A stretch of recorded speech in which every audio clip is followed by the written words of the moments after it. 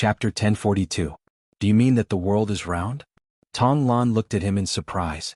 She didn't expect him to react so quickly. The world was round, which contradicted most people's understanding. How is that possible? How can the world be round? Many people subconsciously refuted. Even though the person in front of them was their dean, saying that the world was round was too sensational. That's right, the world is a ball. Tong Lan shrugged her shoulders. Then she looked at the other students contemptuously and said, "He is much smarter than all of you." His words made everyone choke to death. They wanted to scold him, but he was the dean of the academy. However, they couldn't agree with the conclusion that the world was round. Not to mention that it was a ball. If it's a ball, why didn't we fall when we were standing on it? Someone questioned immediately. This ball has gravity. As mentioned just now, gravity is everywhere as one of the fundamental forces of this world. However, the greater the mass of an object, the greater the gravity. One of the fundamental forces of the world? What do you mean? Gravity, electromagnetic force, weak interaction force, strong interaction force. Of course, you won't understand even if I explain. Tong Lan snorted softly. She hated doing useless things. She didn't like the people of the Yin nation either. However, she also didn't like being questioned. Everyone thought that it would be thunder and lightning or time, but they couldn't understand the words that Tong Lan said at all. They only knew about gravity after Tong Lan explained it to them just now. "Dean, why did you say that the world is round?" Ma Hualong asked Ning Chongqing respectfully. He really respected Ning Chongqing. He was rejected by the Wangjing Academy back then and was filled with grief and indignation. If Ning Chongqing hadn't accepted him into the Shaojiang Academy, he didn't know what would have happened to him. He only knew that he was indebted to the dean. Ning Chongqing stroked his beard and said, "Someone had such a guess, or rather many people had such a guess." He had always been non-committal about this guess and treated it as a joke. When he heard Tong Lan mention the mast and the dim moon, he immediately thought of it. There are still smart people, but unfortunately they aren't you. Tong Lan really didn't have a good expression on her face. She was as cold as ice and her words were always sarcastic, which made everyone extremely angry. When a ship goes out to sea, the last thing to disappear is the mast. When a ship returns, the first thing to appear is the mast. This proves one thing. The surface of the sea looks flat, but it is actually curved. It was the same for the red and yellow moons. When the dim moon appeared, the red moon blocked a part of the yellow moon. But what was the difference between the yellow moon and the one he usually saw? Not at all. This is because after the sun sets, it will be on the other side of this world. The world will block a portion of the sunlight, so there will be a crescent moon. That's impossible. The dim moon is because the yellow moon's radiance was blocked by the red moon. Someone immediately refuted. Tong Lan seemed to be amused by these words. The ice and snow melted away, leaving a wide smile on her face. Yellow moon radiance? You probably don't even know what the moon is, do you? And how do you explain the curve of the sea? Although the crowd found it hard to answer, someone immediately shouted, "In the end, it's all just a guess. You don't have any concrete evidence, so you just treat it as a theory. No matter what, I don't believe that the world is round." Tong Lan frowned slightly. This bunch of stubborn fellows. How can the students of the Shaojiang Academy be so unreasonable? You don't have enough evidence. Just the curve of the sea can't explain everything. Chao Gui couldn't help but take a step forward. No matter what, he couldn't accept the other party belittling the academy. However, after he finished speaking, he turned to look at the crowd and said, "Let Miss Tong finish speaking. Where have all the years of studying gone?" Tong Lan rubbed her brows and said, "Like I said before, you don't know what the moon is. Do you think the moon can emit light? In fact, the moon is just a huge stone ball. Can a stone emit light? In the dark, if a stone is placed on the ground, can you see it? You can only see it when there is light. As for the specific reason, it involves the principle of light. However, if you think about it, you will understand. If the moon can't emit light, then the sun is on the other side of the world. Part of the light is blocked by the world, while the other part shines on the red and yellow moons. That's why you see the crescent moon. It's precisely because the world is round that you can see the crescent moon. Even so, maybe the world is like a plate and can't be considered round. Therefore, there is also the curve of the sea and the curve of the Earth's surface. Adding these 2 points can prove some things." Tong Lan explained frantically. Meanwhile, Shi Yu and the rest of the people from the Jitai Academy had also arrived. "What are you guys discussing?" Shi Yu asked curiously. Telling them that the world is a ball. Tong Lan looked depressed. If she had known earlier, she wouldn't have said so much. In the end, so many things were involved. The world is round? These words caused many girls from the Jitai Academy to exclaim in surprise. Sure, you saw Tong Lan's embarrassed look and found it a little funny.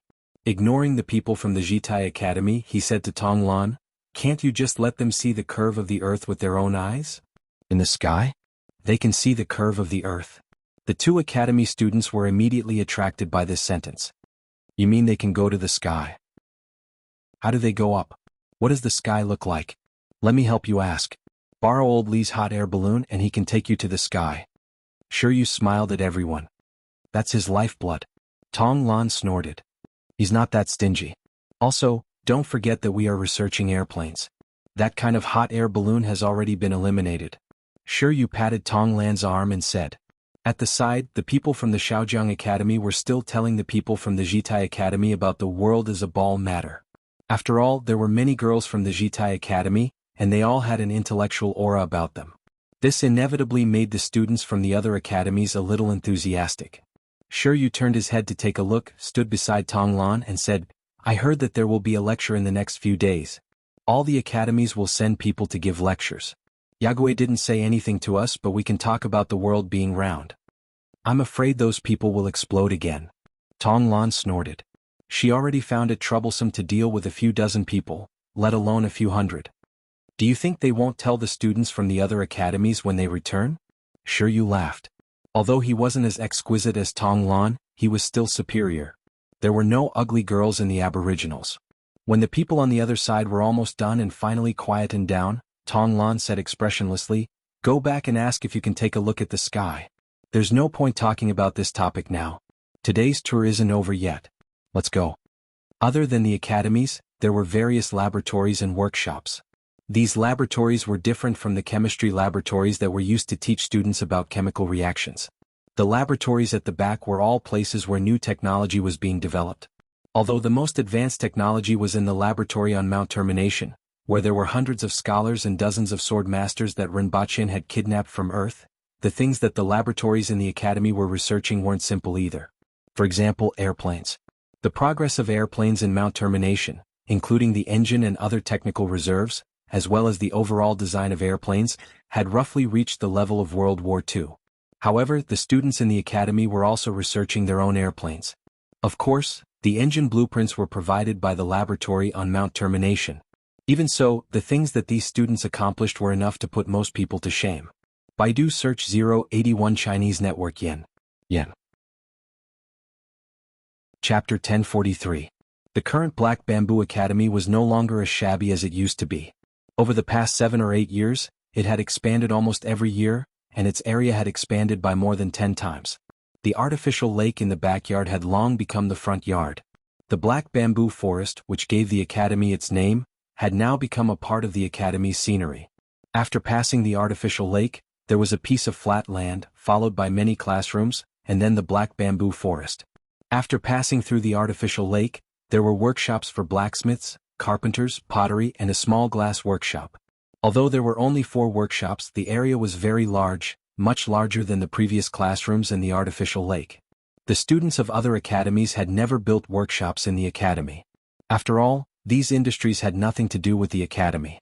However, this was the specialty of the Black Bamboo Academy. The students were responsible for designing, thinking, and even assembling, while the craftsmen were responsible for turning some of their ideas into reality. Nowadays there weren't many students here, but the workshops weren't idle either. Clanging sounds were non-stop, sparks were flying in the blacksmith workshop, and sawdust was flying in the carpenter workshop. We have an idea for these workshops. After designing the blueprints and measurements, we will hand them over to them to make the actual products. Sometimes they can't understand, so we have to help them make the products on the spot. Tong Lan pointed at the workshops on both sides as she walked quickly. Although she didn't want to pay attention to the students, they didn't let her off and kept asking questions along the way. Ning Changqing in particular, was extremely interested in the courses in the academy even though he didn't comment on it. He discovered a problem. The things in the Black Bamboo Academy were completely different from the other academies. The students of the other academies only had to study, but the students of the Black Bamboo Academy had to do many other things besides studying. You will know in a while. Tong Lan was too lazy to explain further. She brought everyone to the experimental area. Everyone looked up and saw a row of brick buildings that were similar to the classrooms in front of them. On both sides there were several huge storehouses. They didn't look special from the outside. "This is the laboratory," Tong Lan said as they walked. Everyone immediately knew that this was the main point. What are they doing here? Experimenting and designing some new things. Tong Lan led everyone past the laboratories and saw that they were full of cabinets and tables, and there were many papers scattered on them. "Can I take a look?" Ning Chongqing asked. "You can only look and not touch. Don't mess up the things inside," Tong Lan said expressionlessly. Ning Chongqing nodded, walked in and went straight to the stack of papers scattered on the table.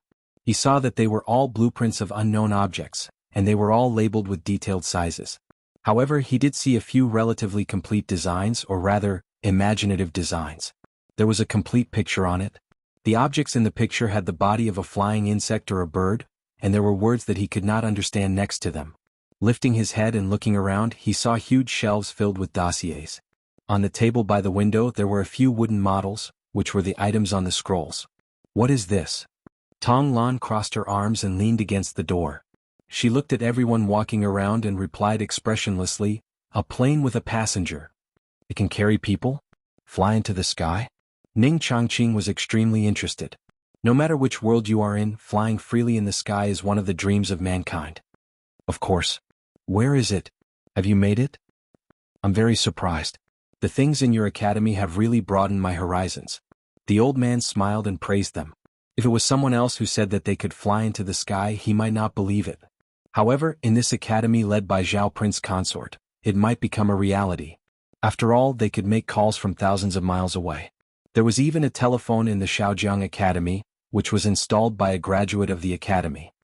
"It's in the warehouse," Tong Lan said casually. "It's not difficult to fly into the sky." The others were speechless. What a big tone. Furthermore, why was the Black Bamboo Academy doing things that seemed like a fantasy to others? What was the world like a ball? What was a plane that could carry people into the sky? For this world, the Black Bamboo Academy was way ahead of its time.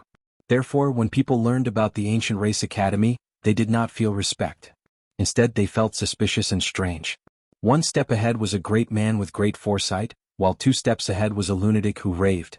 The Black Bamboo Academy, which was at the forefront of this world, was obviously that lunatic. When they passed by the 3rd classroom, Tong Lan saw a box with a wire attached to it. She rolled her eyes and her face finally showed some expression.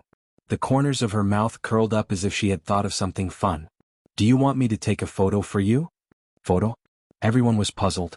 Tong Lan took out a stack of hard and smooth paper from a table and showed it to everyone. "This is it." Everyone saw that there were pictures on the paper. There were trees, houses, purple bamboo forests, and a small lake. Almost all the scenes that they had seen in the academy appeared on the paper.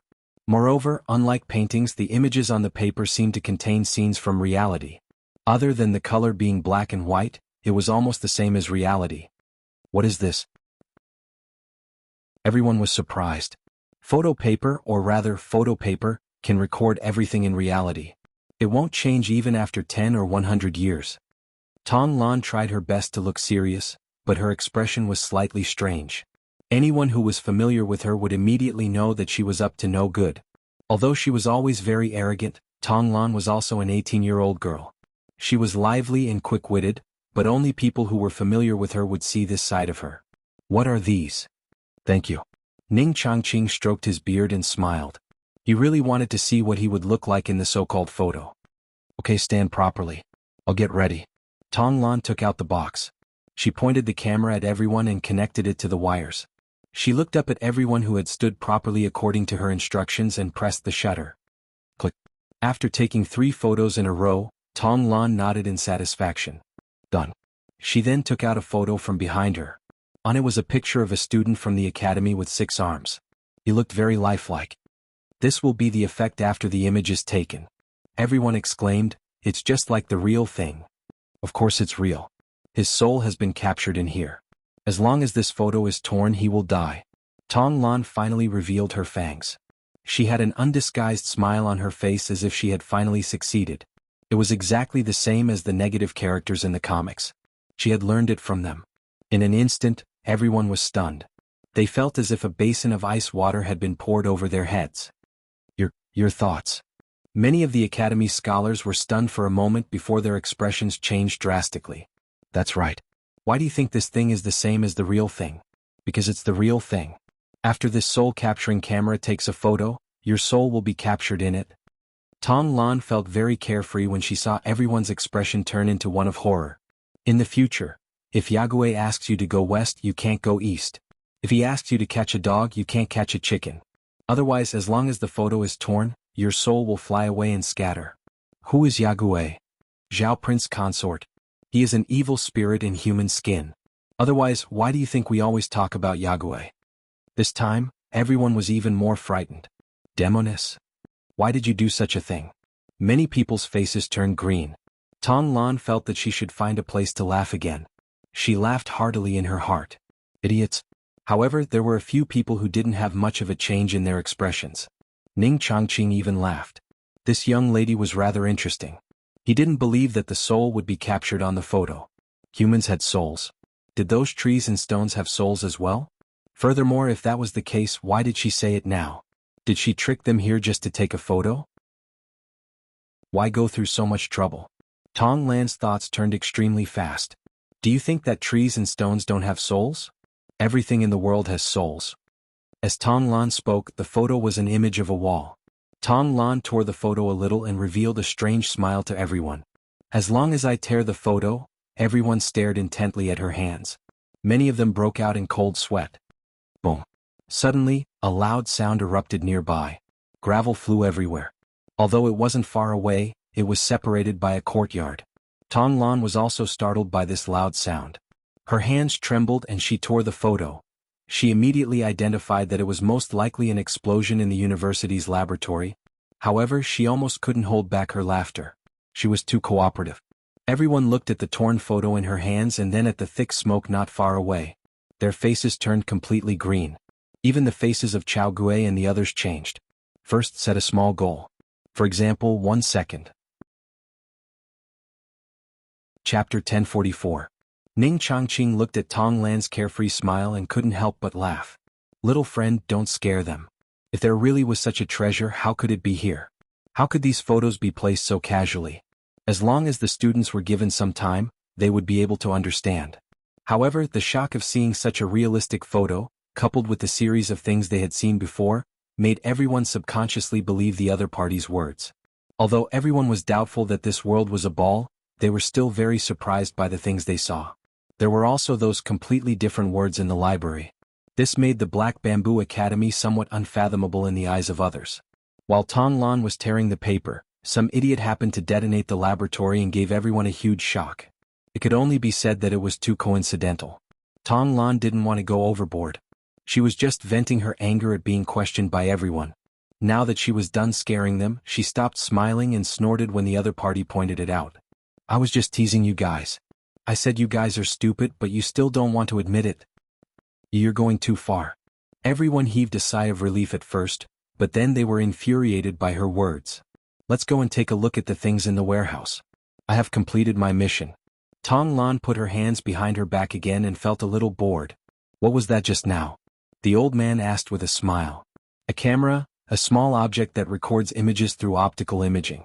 Yagüe casually mentioned that they had made it out of boredom. It was too bulky and not easy to use. I heard that it could be made into a small one, but Yagüe said that there's no market for it now, and we don't have that much time to make it, so we left it there for now. That's right, this camera was made by a few students when they had nothing to do. After all, there were theories about optical imaging in physics books. Some students had taken the time to study it and had come up with a few. As for the market, although there was one, it was not big. The most important thing was that they didn't have enough manpower right now. Now, the students didn't even have time to rest just by studying and researching. Moreover, the camera involved many aspects. Just the reduction of the volume and the color film alone would take the students a long time. How could they waste their manpower on such a product? At present, Rinpoche's main focus was still on technological products that could bring about great changes in society. The most important thing now was not the camera, nor was it the airplane. In fact, it was another technology that was closely related to the camera. Sound movies. Through the combination of a sound film and a phonograph, Rinpoche could do something big. Universal education. That's right, Rinpoche's idea was to use video screens and phonographs to popularize education. As long as the instructional movie was recorded in advance, a group of people would be sent to play it in each city every night. Although it couldn't nurture any talents, it could allow some adults to learn how to read. Being literate meant being able to read newspapers and magazines, and there were other possibilities. This method of fishing with a net was also the most cost-effective method at present.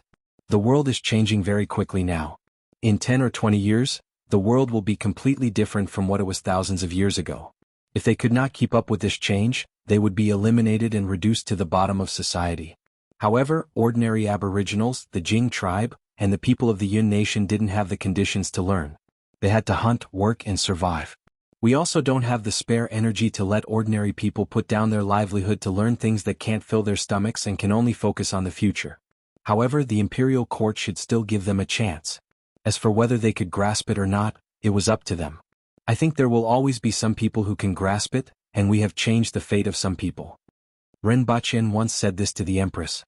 Rinpoche had already asked the laboratory at Mount Zhongshan to carry out this matter. After all, the people there knew what he wanted.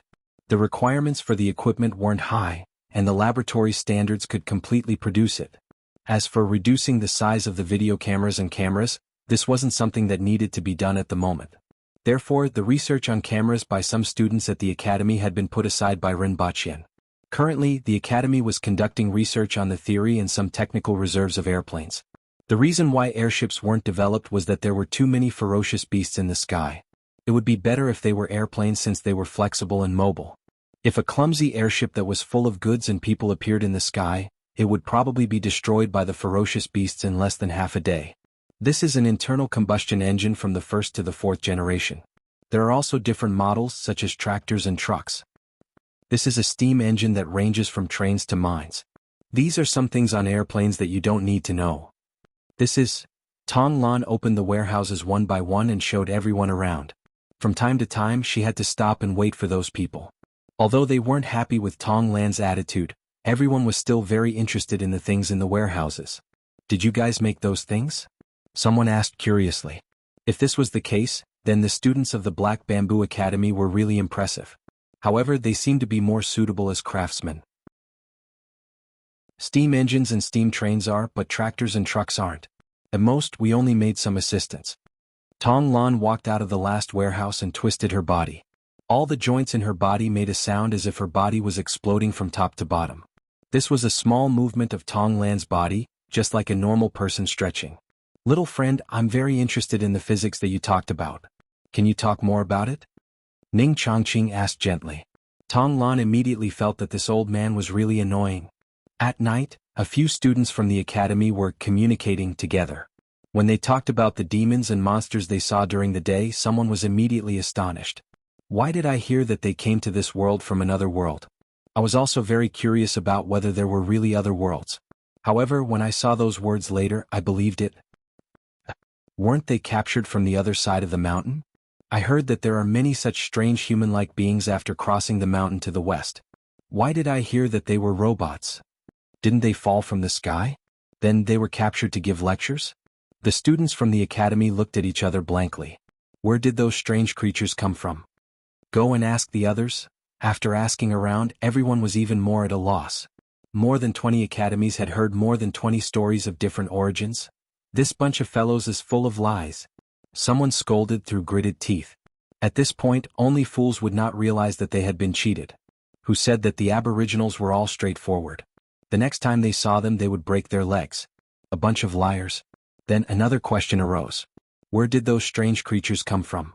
Just like on Earth, when one saw a person with 6 arms and 2 faces, one would be curious about where they came from. Then one would use one's imagination. It was the same for these students from the Yun nation. First, set a small goal, for example, 1 second. Chapter 1045.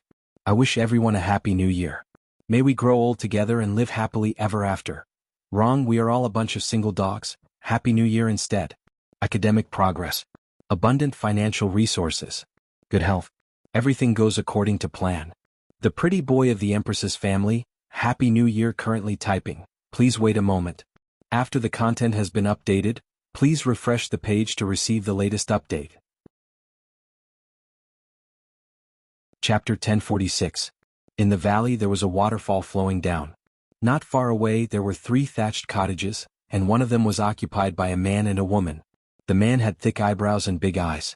Although he was wearing coarse clothes, he was full of heroic spirit. The woman had a graceful figure and a beautiful appearance. Her hands were sewing and patching.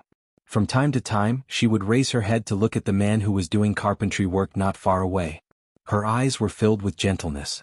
A loud and clear eagle cry rang out from the sky, causing the 2 people below to stop what they were doing. "Ro-air, get ready. We have guests." The man laughed loudly. The woman, who was called Ro-air, was just like her name. Every move she made was filled with gentleness. She gave off the feeling that she was a delicate flower that needed to be taken care of. Hearing these words, he first looked at the entrance of the valley, only to see a figure stepping on the branches of the trees, moving up and down as he approached. After taking a look, he turned around to boil water. "Brother Fanga. Sister-in-law." The newcomer was a thin man wearing a fur coat. He somersaulted a few times in the air and landed in front of the thatched hut. He greeted the 2 of them. "So it's Brother Yang. It must have been a cold journey." The valiant man was called Yi Fanga. His name was free and easy, and so was his personality. "Elder brother's place is still the best. It's snowing heavily outside, and this place is like spring all year round. The mountain path is also difficult, and there are no outsiders to disturb us." The person who came flung his fur coat to the side and sighed in admiration. "If you like it, then stay for a few more days. We can drink and chat merrily." Yi Fanga laughed heartily. The newcomer also laughed, but there was a hint of malice in his laughter. Yi Fanga immediately sensed the hidden meaning in his expression. The smile on his face didn't fade as he asked, "What happened? You have tea? I really miss the taste of your 2 tea trees." "It's still burning," the woman said with a smile from nearby. "Have a seat first." Yi Fanga invited him to sit down. A moment later the tea was served. The newcomer calmly drank a cup of tea and was about to speak when the woman beat him to it and said, "It was not easy for the 2 of us to leave that Jianghu. You know how we feel. We don't want to go back." This sentence set the tone. If anyone came to see his elder brother, he would welcome them. "You are also welcome to stay for a few days." However, if there was something that would implicate the 2 of them, then there was no need to say anything. The newcomer smiled bitterly. "I'm here to warn you." Their expressions immediately turned serious. In the past few years there have been endless disturbances outside, and it's getting more and more intense. Now it seemed that the experts on the list were unavoidable. "Even though my brother and sister-in-law have retired from Jianghu, they are still on the list. Someone is looking for the 2 of you," the person said slowly. "What happened?" "A few years ago an organization appeared in Jianghu. It's called Going Home," the man said. "Over the years we've been gathering experts from all over the place, either through threats or promises. We've managed to recruit most of the top experts." "Who could do such a thing?" Yi Fanga's expression changed slightly. It should be known that none of the experts on the ranking list were easy to get along with, yet someone had managed to recruit most of the experts? It was terrifying. "As far as I know, Li Yuanzhu, Ma Hongyu, Su Gongso, Lin Dong and the others are among them." Yi Fanga could no longer maintain his composure and revealed a shocked expression. One had to know that these people were the top experts in the world, yet they were all in the same organization? When did this happen? What are they trying to do? "About 6 years ago, not long after my brother retired, Li Yuanzhu chased after Su Xianxian. Su Xianxian died and Luohua sect was exterminated. The Tianmen sect, which had been entangled with Blood River Demon for decades, was also destroyed. Other than Blood River Demon, Zhao Zhao Zhao and Murong Qing were also involved. Now, 60 to 70% of the world's experts have joined that organization." As the person spoke, Yi Fanga and Shan Ro's expressions became more and more surprised. "They have been investigating the whereabouts of those unknown experts, including my brother and sister-in-law. When I heard this news, I hurried over to inform you. Even though not many people know where my brother is living in seclusion, it's not impossible to find him. It's better to plan ahead." The person thought for a while and simply said, "It's best to go to a place that even I don't know about." Hearing this, Shan Ro's expression relaxed slightly. Yi Fanga's face also showed gratitude. "Brother Yang, did they not find you?" Shan Ro asked. "Of course they found them. Fortunately, a few good friends were there and helped me to force them to retreat. The sect master of Huabing Sword Tower, Jiang Zixi, also contacted some experts. Now that I've attracted a lot of their attention, I found an opportunity to remind the 2 of you. After leaving this place I want to go to Huabing Sword Tower. Jiang Zixi was the sect master of Huabing Sword Tower. His nickname was Double-Ringed, also known as Double Ring Sword. He was an expert second only to Li Yuanzhu and Qi Zixiao. Therefore, with a single call, he gathered a large group of experts at Huabing Sword Tower. What do they want to do? There is a rumor in Jianghu that the human race was not originally here, but was stranded here after a war with the foreign tribes. Their goal, like their name, is to return home. Yi Fangge and Shan Rou immediately understood. Regardless of whether this was true or not, even if it was true, not everyone would be willing to be involved in this matter. They vainly tried to recruit the world's experts and were either friends or enemies. Using threats and promises, they naturally incurred public anger. How many of the world's famous experts were willing to follow the lead of others? As a result, the experts who were unwilling to join the group responded to Jiang Zixi's call, forming another major force. Shan Rou thought for a moment. She knew that this person did not simply tell the two of them to hide. He probably came with the intention of persuading the two of them to leave the mountain. However, she had made her stance clear from the beginning. As long as she did not relent, the other party would not mention this matter again. Thinking of this, Shan Rou smiled at the person who came. Thank you, Brother Yang, for informing us of this matter. The two of us will have to discuss this. If it doesn't work out, we will find an island outside the East Sea to live in seclusion. It's no different from this place. That's also good. The person who came let out a long sigh. Although Jiang Zixi's strength was far from that of return home, he wanted to persuade every expert as much as possible. However, Yi Fangge and his wife had done him a great favor. He could not open his mouth. Before he came, he had thought it through. If the other party did not want to return to Jianghu, then he wished that they could live in seclusion and not be found by others. At this moment, 3 eagle cries came from the sky. Yi Fangge and Shan Rou's expressions changed. Looking up, they saw a figure stepping on the tip of a tree and arriving before them. The person who came was wearing a purple Taoist robe. She had a black crown on her head and 5 cloud-light shoes on her feet. Her eyebrows were like crescent moons and her skin was fair. She had an otherworldly aura and looked like a fairy that had descended from the heavens. Jinshan King Yi Fangge, Water Envoy Shan Rou, and Lord Jinru Yanggan. This poor Taoist Li Yuanzhu greets you. The 3 people's expressions changed drastically. How did you know about this place? Thank you, Lord Jinru, for leading the way.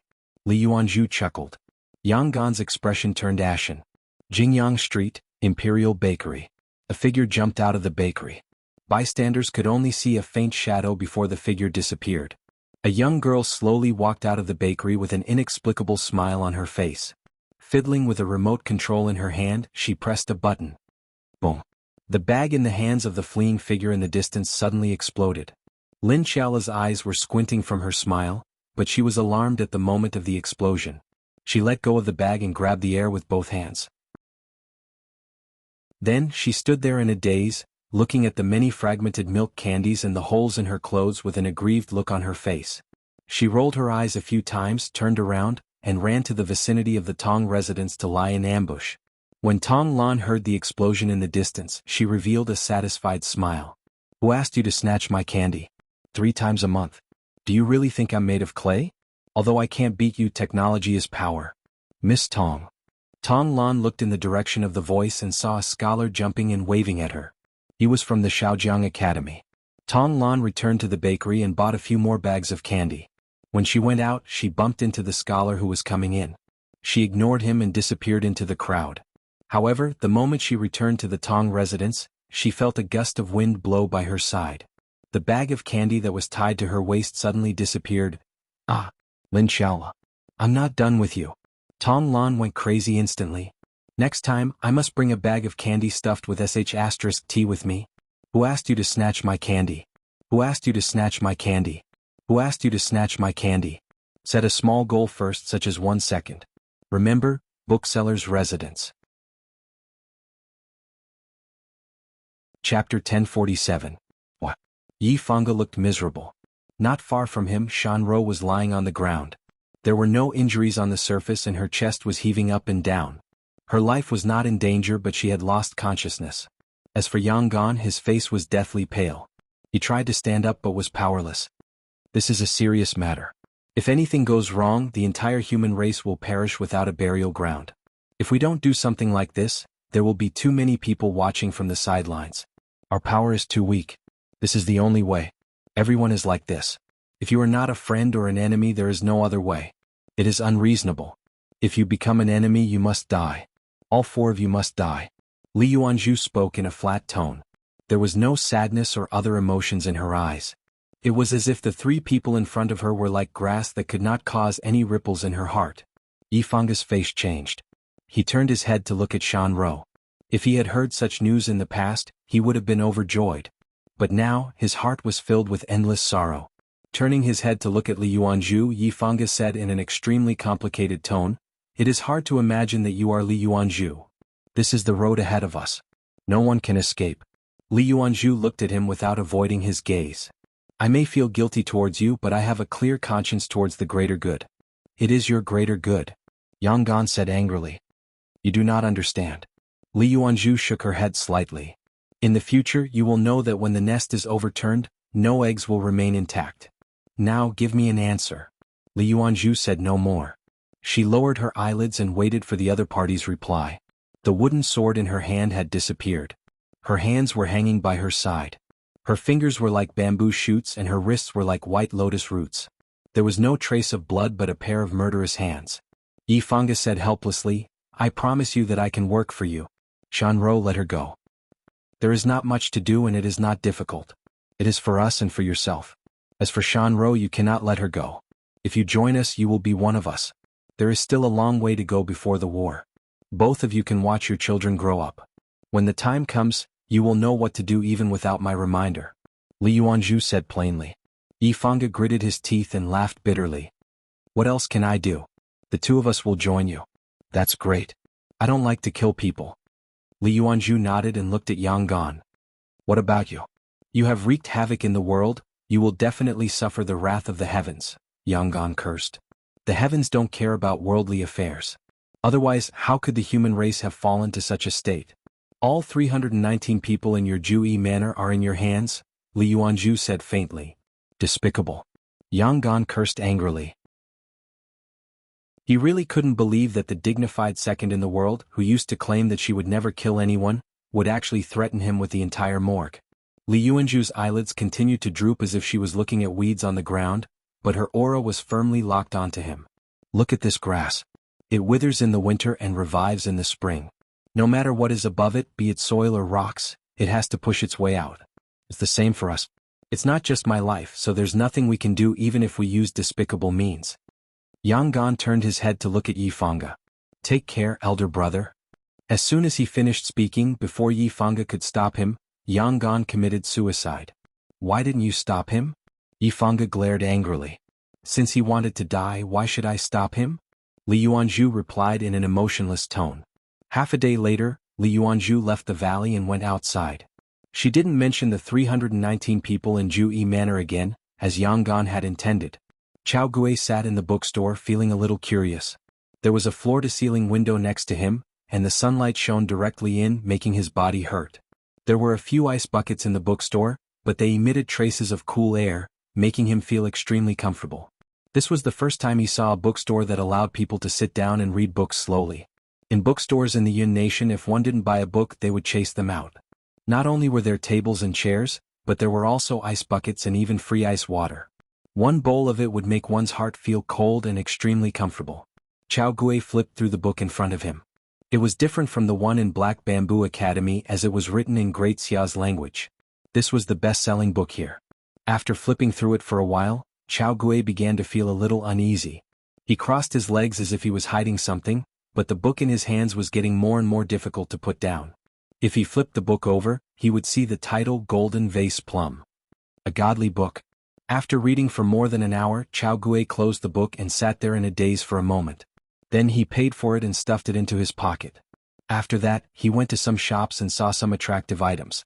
For example, a flashlight could emit strong light when the switch was turned on. Furthermore, it could illuminate very far.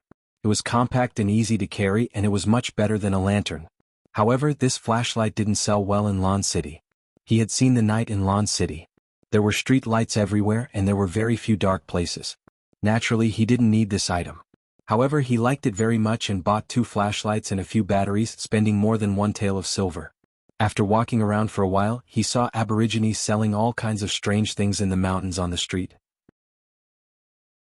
He also saw a few people gathering together to smoke a poisonous scorpion, with an intoxicated look on their faces.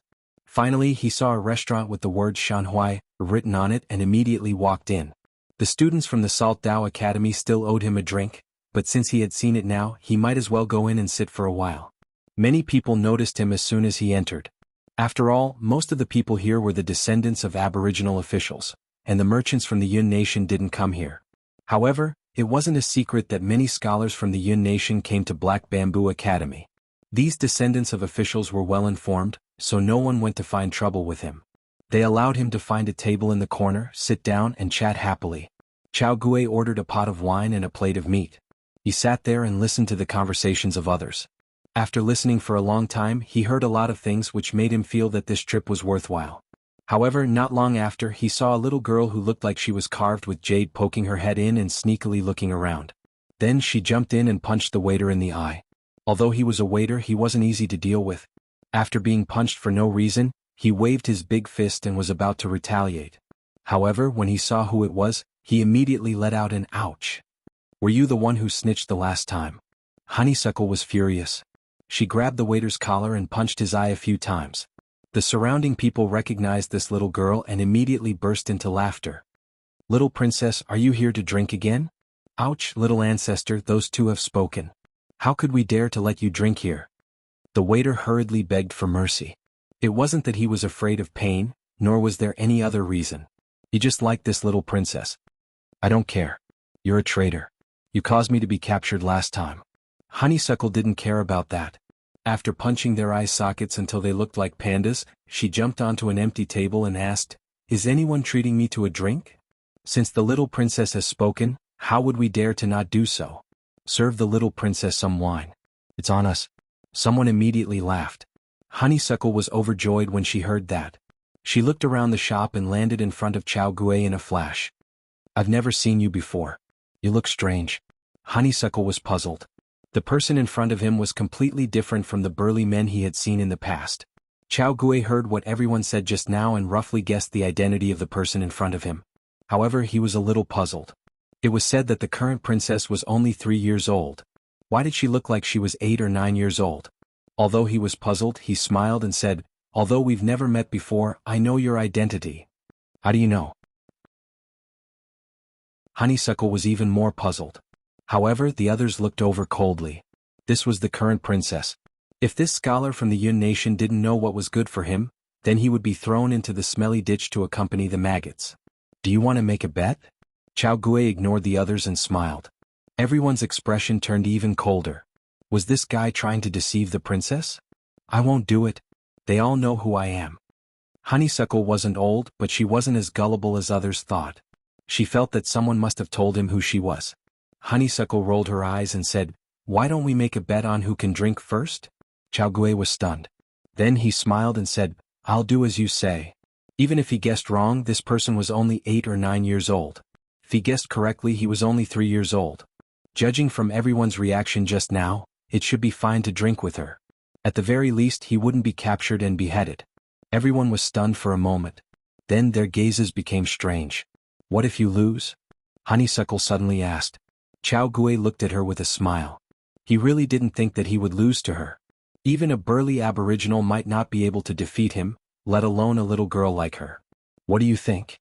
Chao Gui teased her. "Call me Dad." Honeysuckle immediately stood on the stool and announced loudly.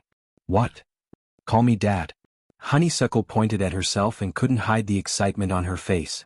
Baidu search 881 Chinese website yen. No advertising words.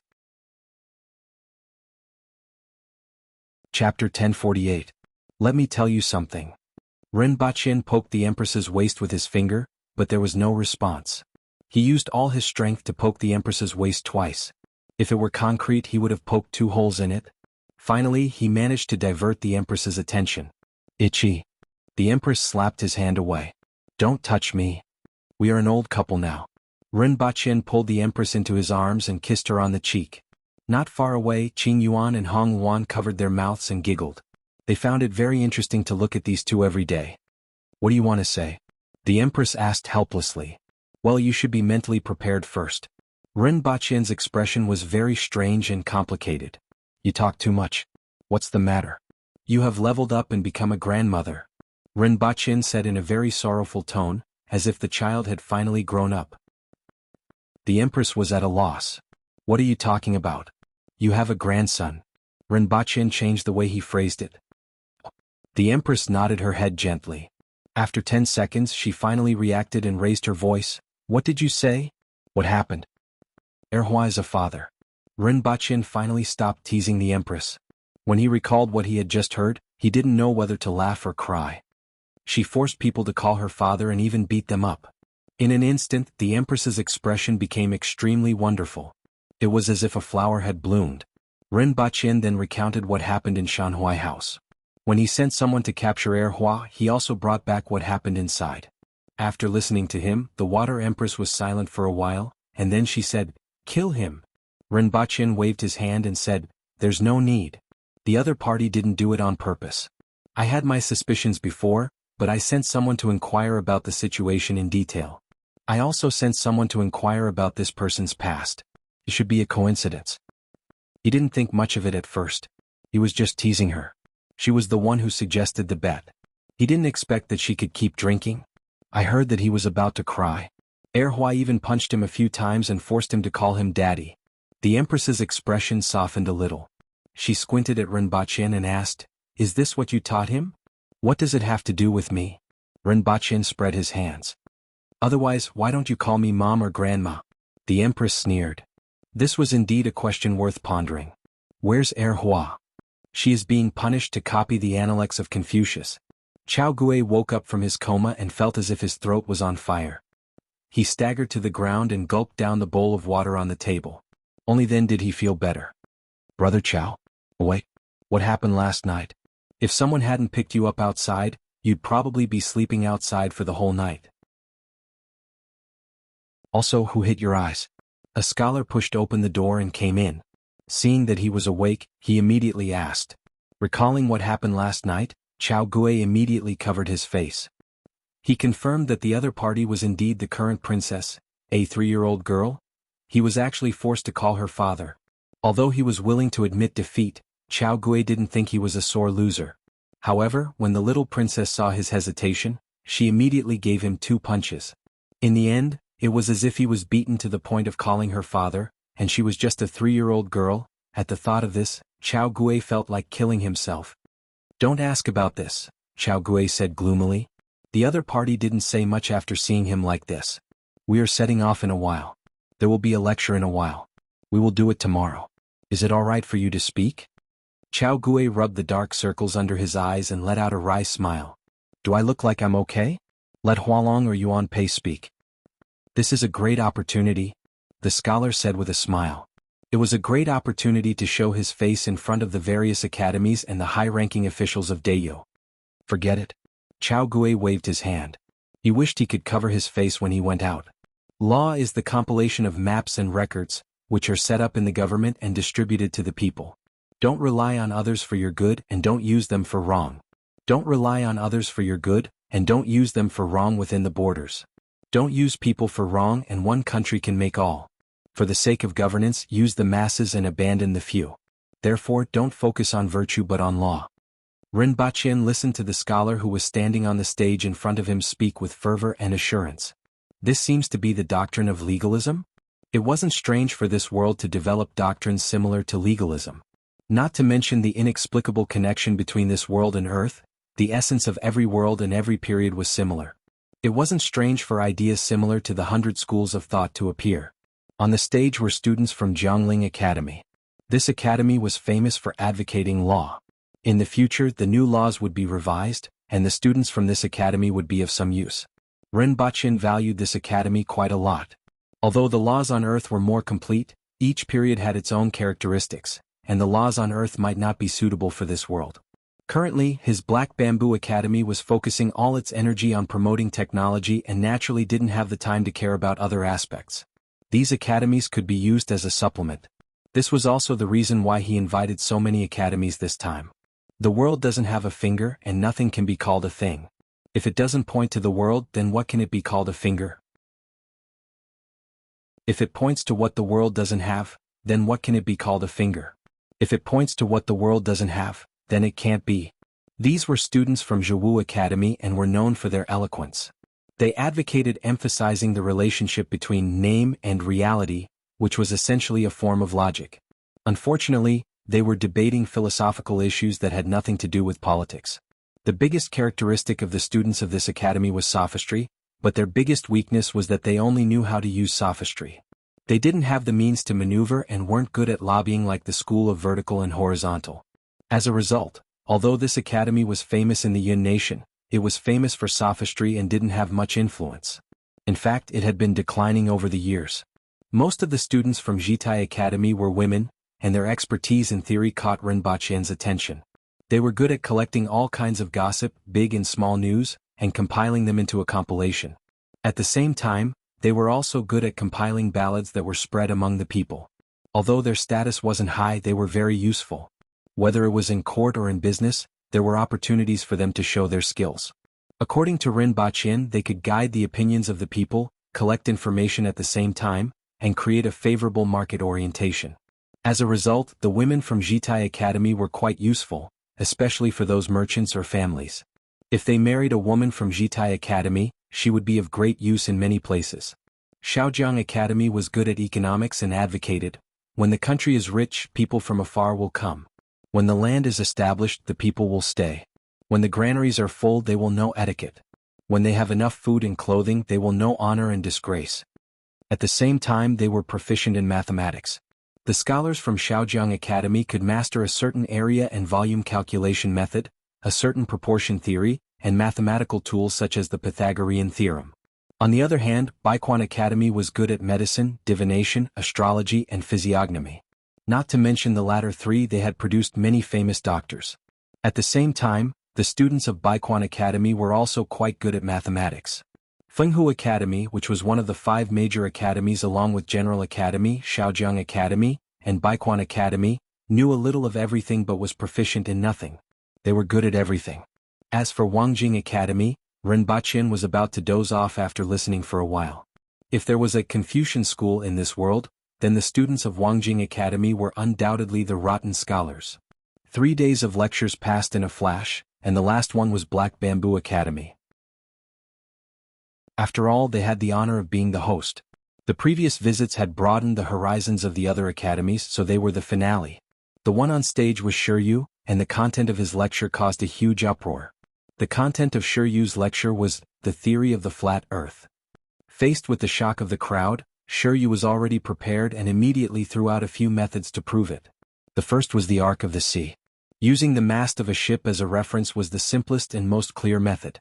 The second was the full moon, the waning moon, and the dim moon. The third was the shadow.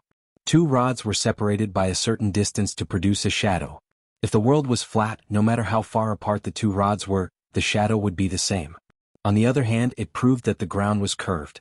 Finally, Shiryu directly used his ultimate move to raise a hot air balloon. Since words don't make sense, then go up to the sky and see for yourself.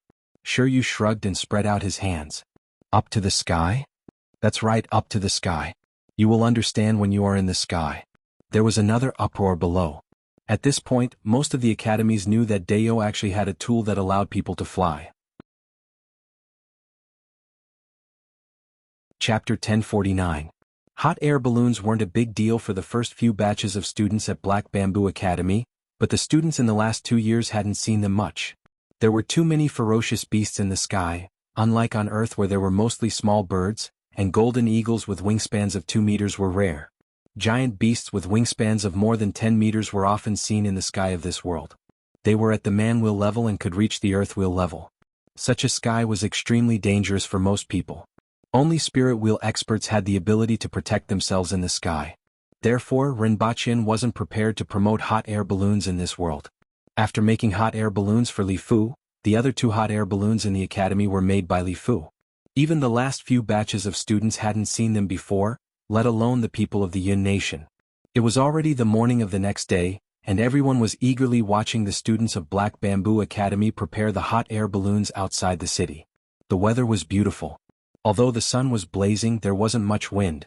After 2 hours, the hot air balloon was ready, the brazier below the hot air balloon was lit, and a few students were chosen to go up. The others looked around enviously.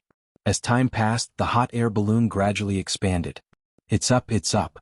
Everyone stared at the hot air balloon as it gradually left the ground until the rope below it snapped straight. Senior, thank you for your trouble. Renbachien greeted Li Fu. When is your daughter going to learn martial arts from me? Li Fu squatted down and looked at the hot air balloon and then at Renbachien. I can't forget. How old is she? 3 years old. Renbachien raised 3 fingers to emphasize. How does she look like she's 3 years old? Li Fu smacked his lips. That's still 3 years old. Renbachien reiterated. Li Fu sighed faintly. In any case, he was the most powerful expert in the world.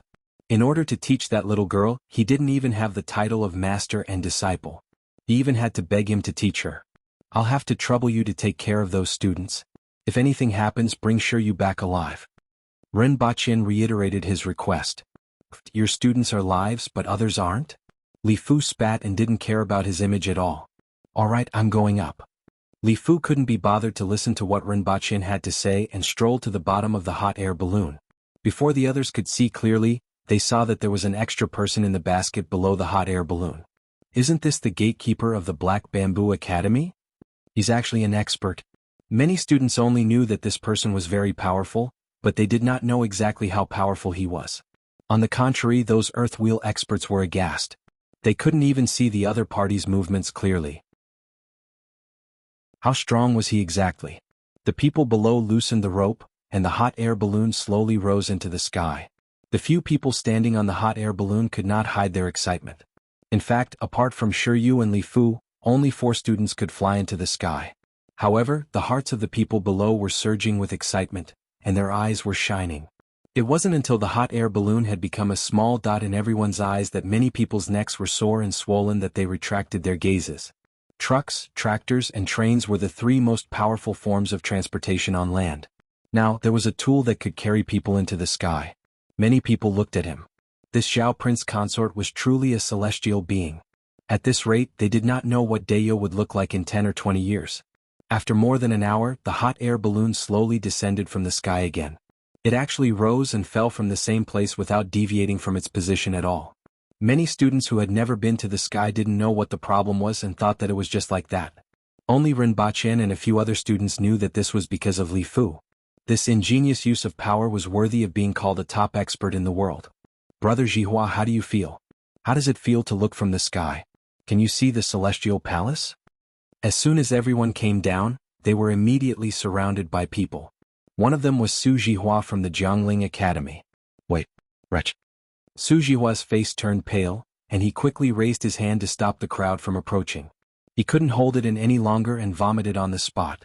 As the second group of people rose into the sky in the hot air balloon, the few people who had finally recovered began to answer the questions of the others. Naturally, there was no celestial palace. Looking down from the sky was similar to looking down from the top of a mountain. Cold. They had always thought that the higher they went, the closer they were to the sun, and the hotter it would be. They didn't expect that the higher they went, the colder it would be. Most importantly, there was another problem. Su Jihua had a complicated look on his face as he said, "The earth is indeed curved." Su Jihua didn't say that the earth was round, but that it was curved. However, this was enough to explain some problems. The higher they went, the further away the horizon was. Although it could be seen from the mountains, it wasn't as visually impactful as the horizon getting further and further away as they went up in the hot air balloon. No matter how much they didn't want to admit it, they had to admit that the earth was indeed curved. The question was the earth a circle or a semicircle? No matter how much they struggled with this point, at least Shiryu and the others had achieved their goal. As for whether it was a circle or a semicircle, in this world where it was difficult to circumnavigate the world, it was impossible to get everyone's approval in a short period of time. On the contrary, Renbachien had some ideas. It was about time to start exploring the situation overseas. He didn't know what the turbulent zone was like. What other dangers were there in the sea? What kind of scenery would he see after crossing the sea? Although Renbachien wanted to find out, he knew that things had to be done step by step. He had to settle this group of students first, then try to collect as much information as possible about the sea, and then design and build ships. Renbachien pondered his ideas as he returned to the city. The hot air balloon's ascent outside the city hadn't ended yet. According to the plan, there were still 2 more groups of people, but he didn't have that much time to wait. Not long after he entered the city, someone caught up from behind and asked to see Rinpoche. Students from Wangjing Academy? Rinpoche wasn't very interested after hearing who it was. He wasn't interested in this academy at all. However, he could give the other party a chance and listen to what he had to say. Rinpoche found a restaurant, ordered people to clear the 2nd floor, and sat at a table to wait for the guards to bring the person up. Jianghu greets Your Highness. The person who came was a young man in his 20s. The deepest impression that Rinpoche had was his pair of eyes that were like reptiles, emitting a gloomy aura. Although he stood respectfully in front of Rinpoche, he was like a venomous snake that could bite him at any time. If you have anything to say, say it. Rinpoche didn't let the other party sit down. Instead, he poured himself a cup of tea, took a sip, and said faintly, Your Highness, Wangjing Academy is rotten to the core. Changlu's words made Rinpoche slightly interested. Continue. Seeing that he was interested, Changlu's confidence was boosted, and she felt that this trip was a success.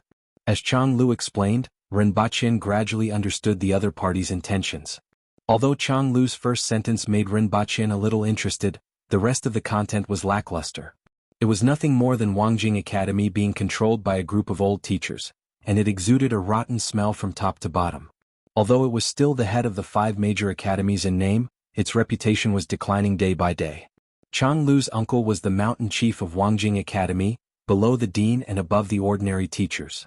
This time he didn't send these students to compete with the other academies, but to let Rinpoche understand the current situation of the academy.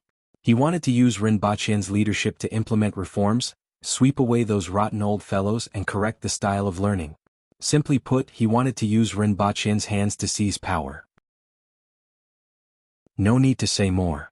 Rinpoche waved his hand and didn't even bother to listen to the other party's report. The other party was relying on the reputation of one of the 5 major academies and felt that he would care about this academy. Previously, he had already learned about the various academies such as Shaojiang Academy and Jiangling Academy, which were indeed useful and worthy of the title of the 5 major academies. However, what they learned in Wangjing Academy was suitable for the Yun nation's written examinations, but it was no longer suitable for this fast-developing era. 5 major academies? Forget it. Although those old fellows in the academy exuded a rotten smell, Changlu's uncle wasn't a good person either. He actually wanted to use Rinpoche to seize power? And he even sent these 7 students? If it weren't for these 7 people, Rinpoche would at most ignore them and let them gradually fall behind this era before finally being buried in the dust. However, after looking at the examination papers of these students, Rinpoche had already made up his mind. This academy, which was hostile to the Aboriginals, had no value at all. The reputation of the 5 major academies was worthless in front of him. It's time for Wangjing Academy to become history. There will be no such academy in the future. Rinpoche got up and left after saying this. He didn't even have the mood to listen to what the other party had to say. He felt that his time had been wasted. Since there was an empty spot in the 5 major academies, it was better to use Jitai Academy. As for the people from Wangjing Academy and the scholars who had graduated from that academy, how would they react? Rinpoche didn't care at all. If they dared to cause trouble, he would behead them. By limiting the scope to Wangjing Academy, the other scholars would certainly have some reaction, but it could also be limited to a certain range. It was better than keeping a group of riders who were hostile to the imperial court. Changlu was stunned and flustered. Your Highness. However, before he could chase after them, he was blocked by the guards. First, set a small goal such as 1 second. Remember, Scholar House. Chapter 1050. I'll update it tomorrow night. The pretty boy of the Empress's family, apologies, I have something to attend to and will be taking 2 days off. Currently typing, please wait a moment. After the content has been updated, please refresh the page to receive the latest update. Chapter 1051. Changlu was in disbelief. He didn't expect Rinpoche to ban Wangjing Academy. Wangjing Academy had a history of hundreds of years. Even though it wasn't as powerful as it used to be, it still had a huge influence in the Yun nation. Furthermore, it affected the literati. Since ancient times, literati had been the group that the imperial court cared about the most. Literati could enter the imperial court and enlighten the common people. They also had the prestige and ability to influence the people. Wangjing Academy naturally played an important role in this regard. Because of this and the huge influence and value of Wangjing Academy, Chang Lu had always believed that as long as he explained his intentions, he would definitely receive support. At that time, the Chang family would be able to take charge of this influential academy with hundreds of years of history. As one of the 5 great academies, publicly supporting the Dayo imperial court was presumably what the other party needed. However, he didn't expect that the other party would only say, "It's time to wipe out history," and not say anything else. If Wangjing Academy was banned, wouldn't the other party know how much turmoil it would cause and how many literati would denounce it? However, this was only the opinion of him and the Chang family. If it were in the previous dynasties, this would indeed be the case. However, in Rinpoche's opinion, it was a different matter. Although Wangjing Academy could indeed set off some waves, it would only cause some waves and wouldn't affect the overall situation. Although literati were influential, there was another group of people with equally great influence in the Yun nation, the merchants, or rather, the chambers of commerce. These people were the ones who could truly influence the food, clothing, housing, and transportation of the common people and thus affect everything in the Yun nation. The Yun nation was different from Dayo. Dayo didn't have merchants and the people bartered because Dayo was already backward. As long as the imperial court could guarantee the supply of salt and iron to the people, it would be fine. The Yun nation was a prosperous commercial society. For farmers, they had to rely on merchants to buy and sell food, clothes, and groceries. As for the commoners in the city, they were hired by the Chamber of Commerce to work for them. Many people had been working for the same Chamber of Commerce for generations. Everyone could live without contact with words, poems, and essays, but it was impossible not to come into contact with merchants, a group that extended their reach in all aspects. His influence on the merchants was naturally needless to say. Knives, policies, and transportation. It could be said that he could kill any merchant or Chamber of Commerce if he wanted them to. With his knowledge from the modern world and his identity, it was a piece of cake for him to kill a merchant or Chamber of Commerce. In modern society, it was easy for a highly centralized government to target an enterprise, let alone in this feudal society. In such a situation, he did not even need a knife. He only needed to give a signal, and through the Chamber of Commerce and his family, he could control the life and death of those literati who jumped out. For example, they couldn't even buy a grain of rice or a grain of salt. Of course, he wouldn't do that. He would be criticized by others. At the end of the day, Wangjing Academy was only one of the 5 great academies. So what if it was banned? Although there would be some disturbance, it wouldn't affect the overall situation. As for what the other party was thinking, they were thinking too much. The next morning, many academies found that one of the courtyards was empty. The people from Wangjing Academy were gone. Many people were shocked. Their first reaction was to wonder if they had offended someone and the people from Wangjing College were killed. In Dayo, this was perfectly normal. In an instant, everyone quivered. Fortunately, someone quickly informed them that the people from Wangjing Academy had been sent back. As for the reason, no one said. Everyone was bewildered and didn't know what had happened. They could only suppress their emotions for now. The first thing to do was to respond to Zhao Prince Consort's summons. Now that the test papers had been answered, the Black Bamboo Academy had been visited, and the lecture was over, it was time to get down to business.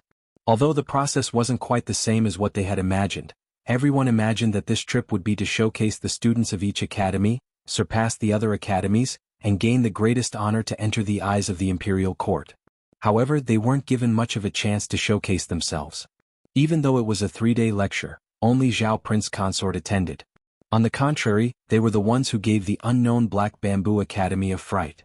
Until now, everyone was still guessing what was going on with the demons and monsters in Black Bamboo Academy. However, after receiving the summons, everyone knew that the final moment was coming. However, to their surprise, what awaited them wasn't a summons. Instead, they were transported out of the city by trucks. "Cousin Cheng, do you think they're going to kill all of us?" Someone whispered. "I don't think so." The person who was questioned immediately turned pale. Everyone else also tensed up. If it was someone else, they definitely wouldn't do that. However, if it was the Aboriginal barbarians, it would be hard to say. "Don't worry. I asked them earlier, and from what I heard, they are going to the new city." A student who was resting opened his eyes and said, "New city?" Everyone was puzzled. The construction of the new city wasn't a secret in Lan City, and many of the merchants from the Yun nation had heard about it. However, these scholars had never heard of it before. Why are they going there? What followed was a deep sense of doubt. You will know when you get there. That student closed his eyes and rested again. At this moment, Rinpoche was sitting in a car with a gratified look on his face. He didn't expect to sit in a car in this world so soon. This was a handmade product of the laboratory. There were a total of 5 cars, 2 of which were kept in the laboratory as reference, and the other 3 were sent to the palace. Sitting in this car was at least much more comfortable than sitting in the Crow General. Tong Lan, Zhu Hua, and 2 flowers were squeezed in the back seat. Yagüe, why are you bringing them to the new city? Tong Lan took out a few candies and threw them to 2 flowers and Zhu Hua with a playful look on her face. She didn't have a good impression of the people from the Yun nation. Have you been to the new city? Rinpoche asked. I went there a few years ago. Tong Lan complained. I would like to see it if you gave me less homework. Rinpoche chuckled. It's impossible to give you less homework. You are lucky that you don't have more homework. If you didn't have that homework, how could you guys, who only have muscles for brains, get to where you are today? You will know how spectacular and shocking the new city is when you go there, Rinpoche said casually. And then? Although these students from the Yun nation don't have much ability in science and technology, they are still capable as grassroots and even middle-level officials. If there aren't enough Aboriginal officials, they will have to make up for it. What does this have to do with letting them go to the new city? It's to let them see a whole new world so that they don't put in the effort or have other schemes, Rinpoche said concisely. In fact, this was only part of the reason. This was a unique city, and he needed to spread the news of this city to the entire Yun nation through the mouths of these people. These students from the Yun nation were only the first batch. Next, there would be chambers of commerce and various families from the Yun nation. Not only did he want to use this city to change people's impression of Dayo, but he also needed people to enrich this new city. It couldn't be that this city would be empty when the capital was moved, right? As for Lan City, it would be the transportation hub of Dayo in the future. Not only could it not be emptied, but it would also need to be filled in the future. I'm sorry, my readers. Something unexpected happened, and the original 2-day trip became 5 days. This is the update, and there will be more updates starting today. Baidu search 081 Chinese Network Yen. No advertising messages. Chapter 1052. No one knew why Zhao Prince Consort brought them to the new city. Even the deans of the various academies couldn't figure it out. However, when the brand new city came closer, many students stood up from the trucks, held onto the railings on both sides, and looked into the distance with their mouths wide open. There are no city walls? Many people found it unbelievable. That's right, there were no city walls. Unlike other cities, the first thing one could see from afar was the city walls. As for this city, the first thing that could be seen was the towering stone pillars in the distance, which made one feel quite confused. However, when they got closer, the most surprising thing was that there were no city walls and they could see the scenery inside the city. They probably think that no enemy can get close to this city. It's really incredible that there's no defense at all. After all, this is the hinterland of Dayo. Aren't they worried that someone will rebel? Although Qi Zixiao is the 3rd most powerful person in the world, that doesn't mean that her descendants are the same. Her daughter was born with the strength of an earth wheel expert. Maybe she'll be stronger than her when she grows up. No matter how strong she is, she can't resist an army of 1,000,000 soldiers, right? Maybe the city walls haven't been built yet. They should build the interior first before building the city walls. Many people agreed with this. However, this city is so big. I didn't feel it from afar, but now that I'm closer, there are buildings everywhere I look. What a big city. It's much bigger than Lan City. Someone suddenly realized something. Could this be the new capital? Are they moving the capital? Now that you mention it, it's possible. After all, this is the hinterland, less than half a day's journey from Lan City. It's surrounded by plains and there are waterways. Transportation is more convenient than in Lan City. In addition, the city is 10 times bigger than Lan City. Maybe they really want to move the capital. While everyone was discussing, the city with countless stone pillars arrived in front of them, and they began to enter the city. Everyone's first impression was that it was big, wide, and majestic. The road was at least 30 feet wide. The widest road in Wangjing was only 10 feet wide, but the road in this city was actually 30 feet wide. In addition to the 30 feet wide road, there were 2 roads that were 1 foot above the ground. Each road was actually 20 feet wide, adding up to a total of 140 feet. Even if a huge truck were to drive on this road, it would still seem extremely small. Rinpoche looked satisfied in the car. It was a total of 37 meters, with a 2-meter-wide green belt in the middle and 2 7-meter-wide sidewalks on both sides. His design was based on a bustling modern city. Although such a wide road might seem unnecessary now, it would become a foresight in 20 or 30 years. Everyone entered from the north gate. This area had been completely constructed, including water pipes, cable pipes, and even underground space for a subway. Rinpoche's request was not to place the cables in the air. Naturally, he wouldn't install trams on the ground either. There were simply too many people who liked to climb and jump high. Among the group of top experts in Great Xia, there were a few who would jump onto electric poles and look into the distance when they had nothing better to do. The Aboriginal experts also had this hobby. Not long after Lan City was electrified, a few people were seriously injured. If it weren't for the Aboriginals' good physique, the fact that they were at the earth wheel level, which made them more resistant to electricity, and the fact that the voltage in Lan City wasn't too high, they would have been put into the box. Even so, they were not much different from medium-rare steaks. Therefore, it was necessary to bury the cables underground. Considering that they would need to lay the network in the future, they might as well lay cement pipes so that they could repair and replace the cables through the sewers in the future. Stop the car.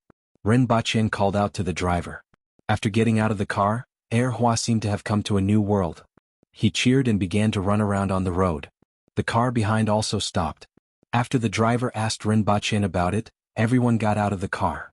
Let's go and take a look at this new city, Rinpoche said to the deans and teachers of the various academies. What a big city, but why don't I see the city walls? Someone exclaimed in admiration before asking the doubt in his heart. City walls? If we are attacked here, what's the point of having city walls? The best defense is offense, Rinpoche said faintly and smiled. Moreover, who can be Dayo's enemy? The word Great Xia appeared in everyone's mind. Or rather, it was the next dynasty of Great Xia. The current situation of Great Xia was very clear. If there were no accidents, Great Xia wouldn't last for more than a few years. As long as they recuperated for 20 years and relied on their tens of millions of people and vast territory, they would be able to rise again. With enough food, the Aboriginals can recruit 1 million elite soldiers and 100,000 winged cavalry warriors. Rinpoche's words were so powerful that everyone felt a chill in their hearts. It had to be known that it only took 90,000 elite soldiers to conquer the Yun nation. 1 million elite Aboriginal soldiers. At least 10 million soldiers would be needed to contend against them. With 100,000 winged cavalry warriors and 100,000 earthwheel experts, no one would be able to resist them. Even if Su Qing established a new dynasty, he wouldn't dare to declare war on Dayo, Rinpoche thought. These people didn't know about nuclear bombs, but he should have heard of them. Your Highness, are these buildings on both sides all pavilions? Someone changed the topic and asked as he looked at the stone pillars on both sides. Although they were different from traditional buildings, everyone could see the windows on those buildings that were densely distributed on the cement walls. The reason why everyone was puzzled was that these buildings were too tall and there were too many of them.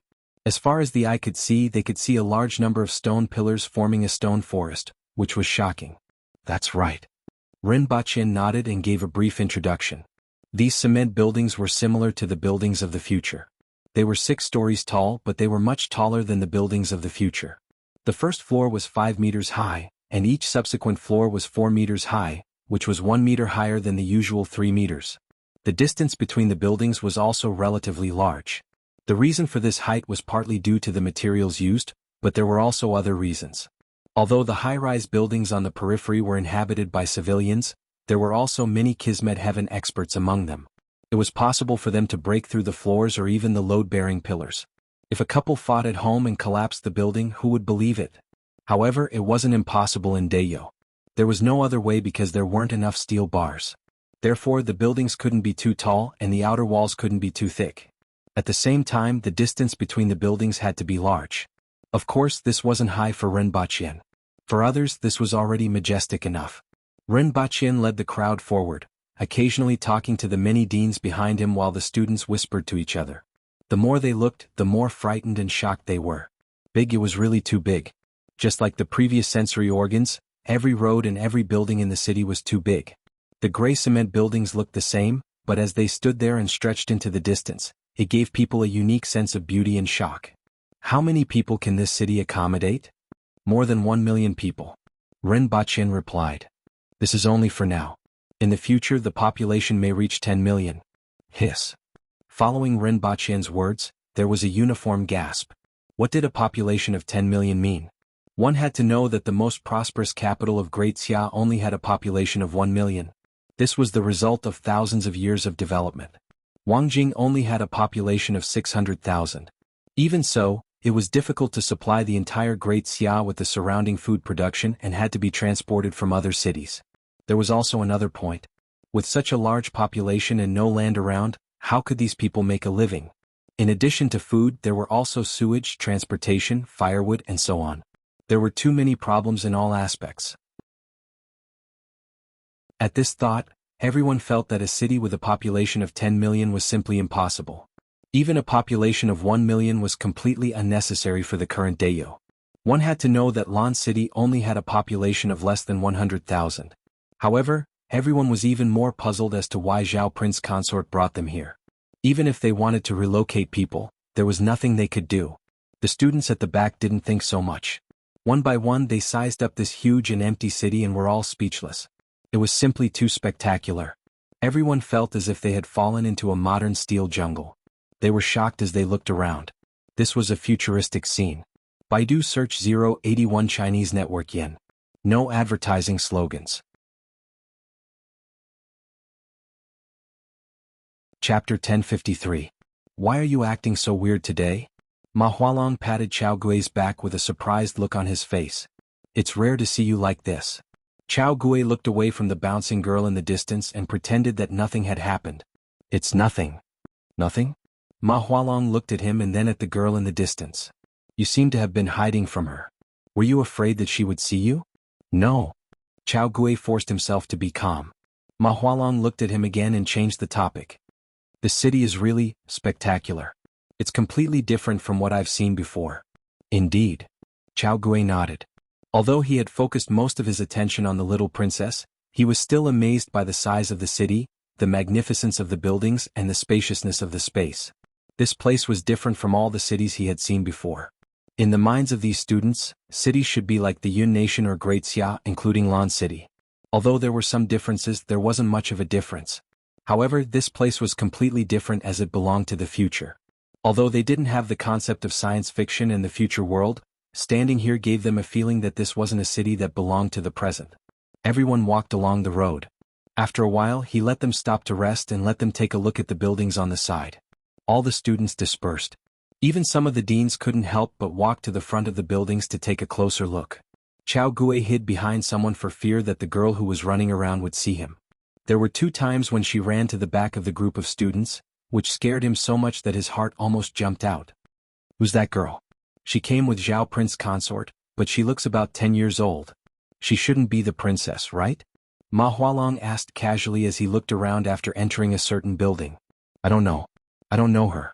Chao Gui was afraid that Ma Hualong would see through him. If others knew about what happened that day, he wouldn't be able to face anyone. The 2 of them walked around the building and even climbed up the stairs, only to see that it was filled with rooms. The 2 of them were dizzy from walking around. They were used to houses and couldn't understand the layout of this kind of building. An earthling would be able to tell at a glance that this was a house type designed in the style of Earth.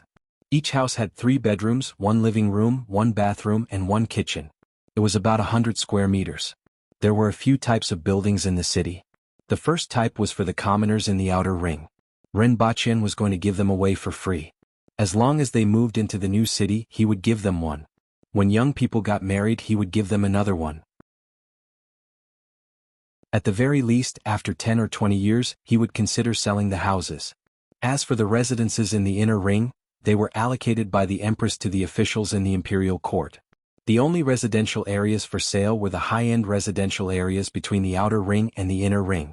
They were all single-family villas which were prepared for businessmen.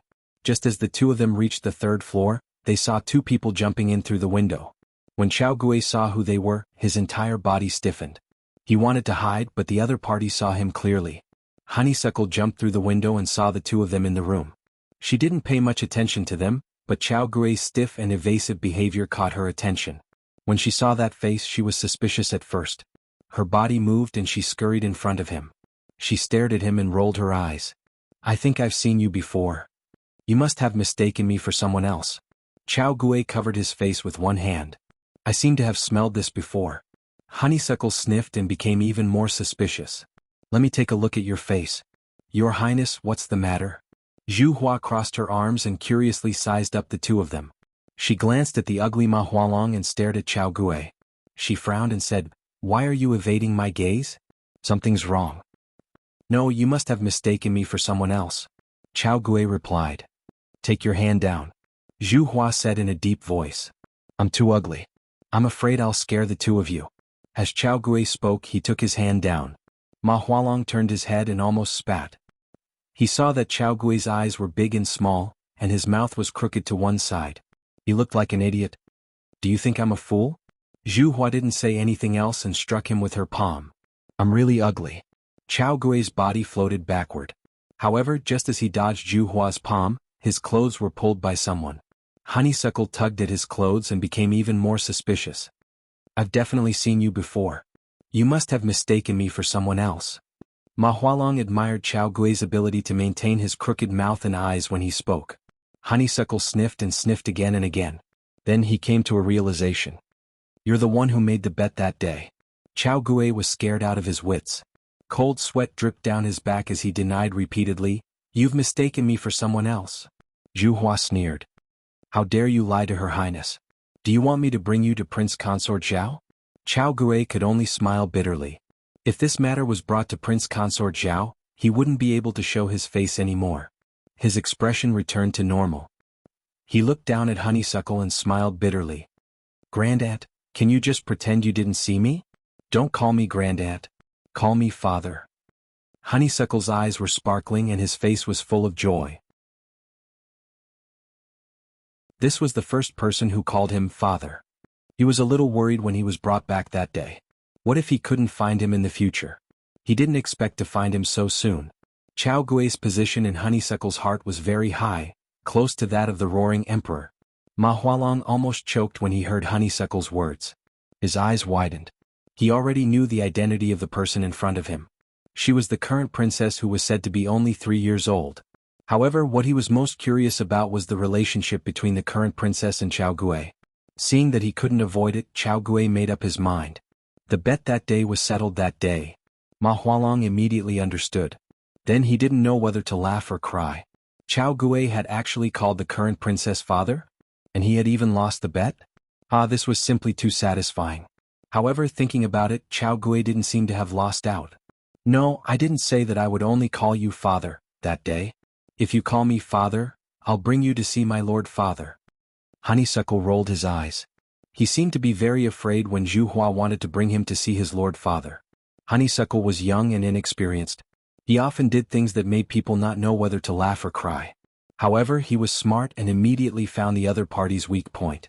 Chao Gui's face turned red and twitched a few times. He knew that he would be done for if he was dragged to see Zhao Prince Consort. As long as what happened that day was exposed, he would become a laughing stock. He made up his mind and gritted his teeth. "Father." Honeysuckle immediately beamed with joy. He raised his arm and patted Chao Gui's chest. His voice was like a drum. "If anyone bullies you in the future, just say my name." Ma Hualong and Zhu Hua were laughing so hard that they almost cramped up. Ma Hualong was still able to hold it in, but Zhu Hua was laughing unrestrainedly. Tears were almost flowing out of her eyes. She had long known about Honeysuckle's bad habit. However, it was simply unheard of to see a scholar from the Yun nation being forced by Honeysuckle to call him father. "Little ancestor, please let me go." Chao Gui looked aggrieved. His face was red, yellow, blue, and purple as if he was running a dye shop. "Not little ancestor, call me father," Honeysuckle said stubbornly. "Father, please let me go. Don't let anyone know that I still want to see people." Chao Gui was on the verge of tears. "What? You can't see people if you call me father?" Honeysuckle was puzzled. It was fine for him to call his father that every day. Chao Gui spent a lot of effort to fool Honeysuckle away. The main reason was that Honeysuckle still had to continue his exploration and naturally wouldn't waste too much time here. After satisfying his wish of being called father, he continued to explore the place with a hop and a jump. Chao Gui looked at Ma Hualong with a livid face and cupped his hands. "Brother Ma, please keep this secret." Ma Hualong held back his laughter with great difficulty. He patted Chao Gui's shoulder and said sympathetically, "Actually, it's nothing.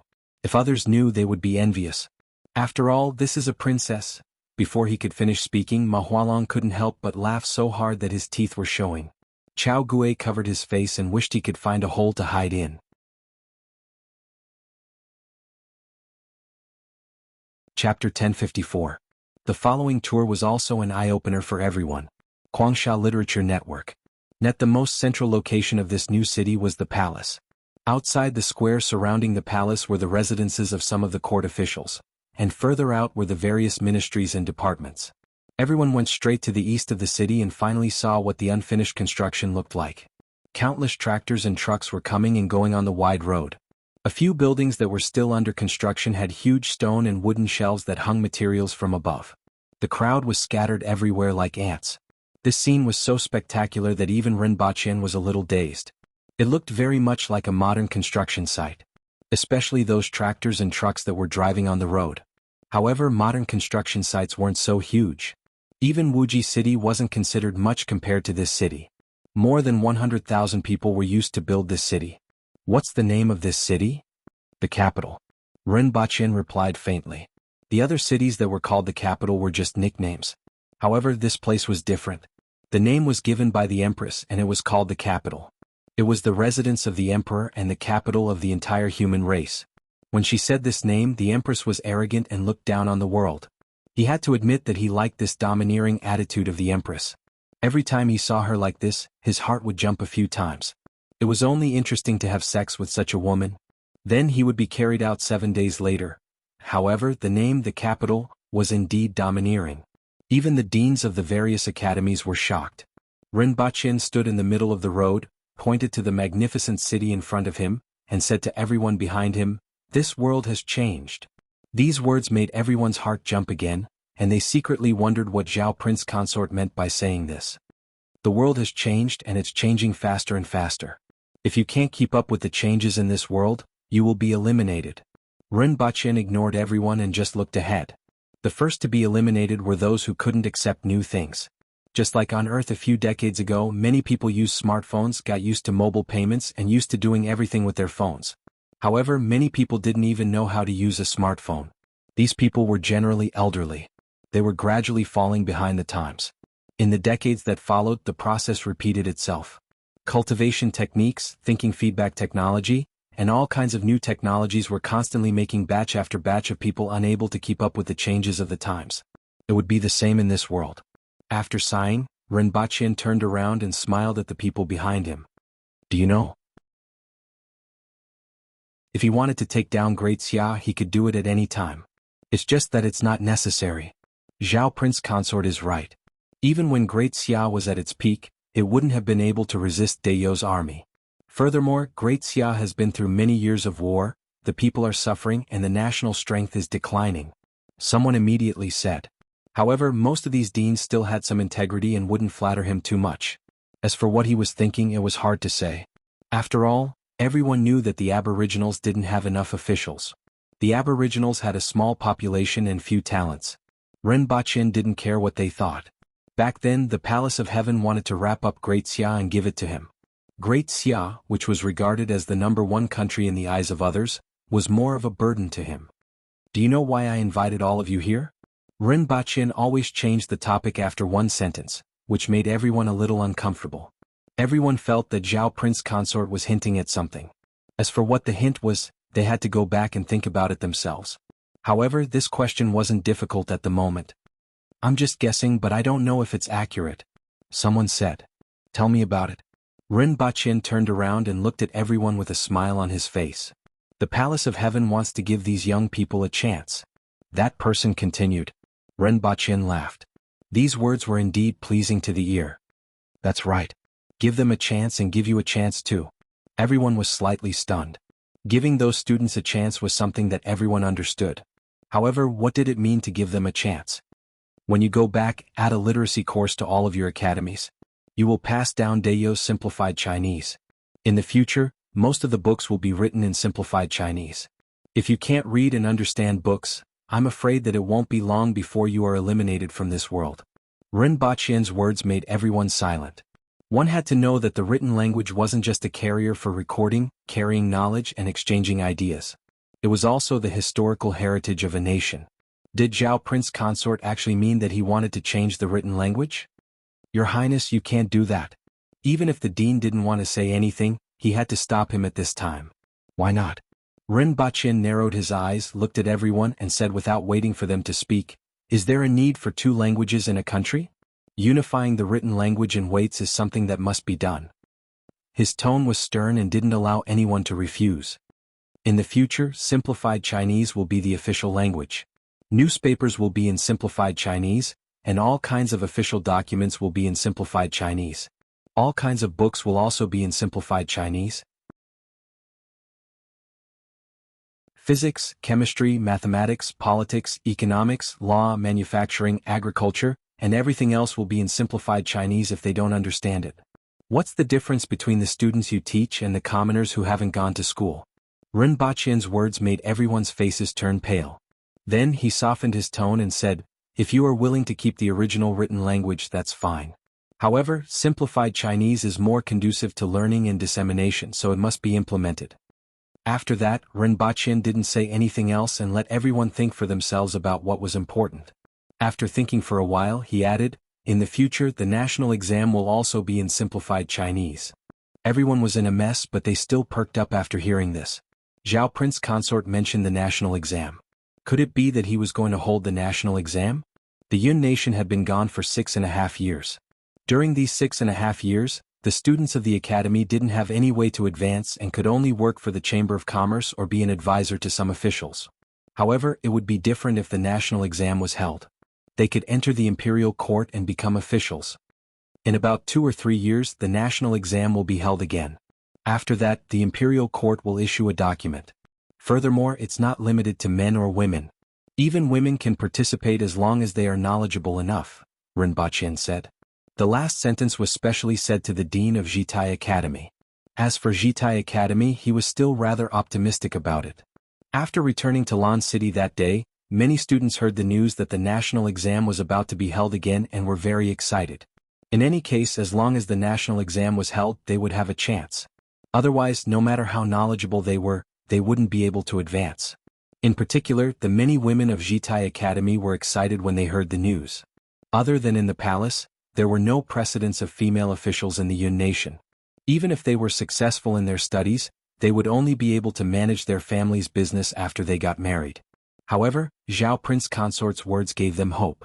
Furthermore, they weren't worried that Zhao Prince Consort's words were false. In Dayo's imperial court, it wasn't uncommon for women to become officials. In fact, there were even women who became generals. As for learning simplified Chinese, they didn't have as big of a reaction as the dean. Many people were also very interested in the strange things in Black Bamboo Academy.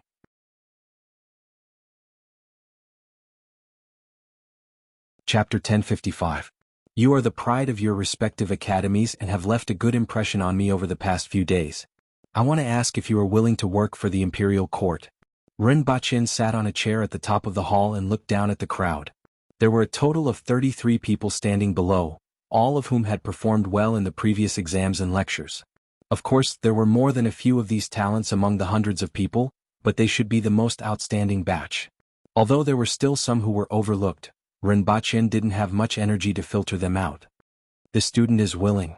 Everyone's faces lit up with joy, and they answered without hesitation. If they weren't willing, they wouldn't have appeared here. They weren't idiots from Wangjing Academy who had studied too much. There were several ways to become an official in this era. The first way was to take part in the major examination, which hadn't been held for 6.5 years. Although Zhao Prince Consort said that there would be a major examination, there were still 2 to 3 years left. Moreover, the major examination didn't mean that there wouldn't be any talents. Therefore, there were 2 other ways: recommendation and guidance. Recommendation was from the bottom up. Of course, this method also required a certain level of authority, at least officials or celebrities. Guidance was from the top down. However, during this period, there was no way to pass the major examination and no way to recommend. After all, the aboriginals didn't care about celebrities, and the warlords didn't have any intention of recommending them. Ren Baqin's guidance was their only chance. According to the usual practice, people who were promoted usually had a tag on them. They were promoted by Zhao Prince Consort, so they were naturally labeled as his subordinates. It could be said that in Dayo, besides the Empress, this was the thickest thigh. Ren Baqin nodded. He wasn't surprised that these students were sensible. It would be strange if they refused. Go back and learn simplified Chinese first. If you want to work in the imperial court in the future, you won't be able to do so. Ren Baqin laughed. Yes. Ren Baqin met these students and allowed them to wander around Lan City for 2 days before letting them return to the Yun nation. Learning Chinese wasn't something that could be done overnight and would take at least half a year. After that, these 30 people would be scattered to places that needed manpower, but it would only be a drop in the bucket. After annexing the Yun nation, there had been a shortage of officials. Many new departments, such as the Department of Commerce, had been severely understaffed for several years. When the people of the Yun nation left, 2 young women arrived at Lan City on a train. This thing is really interesting. Furthermore, it's so stable. It's much more comfortable than a horse carriage. One of the women exclaimed. Sitting in front of her was a woman in Taoist robes. She was holding a thermos cup with scented tea in it, looking like she was in good health. These 2 people were naturally Lin Yu and Li Yuanzhu. Among them, Li Yuanzhu was already in her 30s and Lin Yu was even older. Lin Yu and Lin Yu and Lin Yu. With their strength, they would be able to maintain this appearance for at least a few decades. Li Yuanzhu ignored Lin Yu. She held her thermos flask and took sips from time to time. Lin Yun and said they would like to drink. Not only did he buy a thermos cup, but he also bought an aluminum container, toothbrush, toothpaste, soap, sunglasses. When Ren Baqin heard that an old friend had come to see him, he was a little curious. When he saw the 2 of them, he laughed and said, So it's you, Jinren Li? It's been several years since we last met, but the 2 of you are still as elegant as ever. How have you been, Zhao Prince Consort? She had a faint smile on her face. Ren Baqin smiled as he welcomed the 2 of them in and asked someone to serve them tea. Then he asked about the purpose of her visit and said, Jinren Li has been busy with Great Xia society recently. I often hear about your elegant demeanor, but I haven't had the chance to meet you. How did you find the time to meet an old friend? I came here to meet an old friend and to hear your highness's opinion on the painting screen sword house, the Pillheart sect, the Guanfang boat, and the other sections. Li Yuanzhu didn't beat around the bush and went straight to the point. He already knew about the screen painting tower, the Pillheart sect, and the other sects as well as the group of experts. Adding all these people together, there were more than 20 people on the ranking list. There were also disciples from several sects, adding up to a few thousand people. Now, they were the second strongest force after the Return Home organization. Currently, there were no neutral experts in the Jianghu of Great Xia. They had either joined the Go Home organization or formed an alliance with sects like the Painted Screen Sword Tower. Jinren Li and the other experts have already become the general trend. They are just like mantises trying to stop a chariot. Ren Baqin said faintly. Li Yuanzhu put down the tea and said softly, With so many people, there will definitely be casualties if we fight. Even if we destroy the Painting Screen Sword Tower, the casualties will be irreversible. Besides, if these people can join the organization, they will also be new blood. Jinren is thinking about them, but they might not be thinking about you. Ren Baqin laughed. When he saw Li Yuanzhu previously, he had already guessed her intentions. Now, it seemed that it was just as he had guessed. They are the foundation of the human race. Li Yuanzhu said. There are hundreds of millions of people in the human race, and there will always be geniuses. Back then, Su Wuming killed a large number of experts, but experts like Jinren Li, Zishao, Lin Dong, and Ting Yu appeared. The human race doesn't lack geniuses, but geniuses lack opportunities. Ren Baqin's words hit the nail on the head. The human race lacked geniuses? Were the geniuses of the human race limited to these people on the ranking list? Who knew how many geniuses were buried in the wilderness? As for those people, since they had chosen to be enemies, what could they do even if they were strong? Li Yuanzhu was silent. What Ren Baqin said was right, but since these people had come this far, they must have had both talent and opportunity. How difficult was it? It would be a pity if all of them died. Ren Baqin smiled and sighed. However, since Jinren Li is here, I will give them a chance. Li Yuanzhu looked up at him and asked, What did Zhao Prince Consort say? They are all here now, right? I will get someone to set off fireworks for them later. If they are still stubborn, we will plant mushrooms on their heads. Li Yuanzhu pondered over the meaning of Ren Baqin's words and didn't quite understand. After thinking for a while, she found some clues and smiled. That's good too. In any case, she had fought for a chance for them. In addition, I am also very interested in the current princess. I have never heard of someone who was an earthwheel expert at birth. That's easy. Lu Hua's talent had not only spread throughout Dayo but also reached the ears of many experts in Great Xia. Li Yuanzhu wasn't the only one who was interested. There is one more thing. Recently, an ancient tomb was discovered. It should have been left behind from that period. I wonder if Zhao Prince Consort is interested? Li Yuanzhu's last matter finally caught Ren Baqian's attention. An ancient tomb from that period? How could he not be interested? How did you find it? Is there any trouble? Ren Baqian didn't think that Lin Yu was just asking him. If there wasn't any trouble, Li Yuanzhu wouldn't be asking about it. Instead, she would be bringing something from the tomb. At this point, Lin Yu finally woke up from her dream and said, "So it's Zhao Prince Consort." Ren Baqian was speechless. "Girl, is your brain still not working properly?" Baidu search 081 Chinese network yen.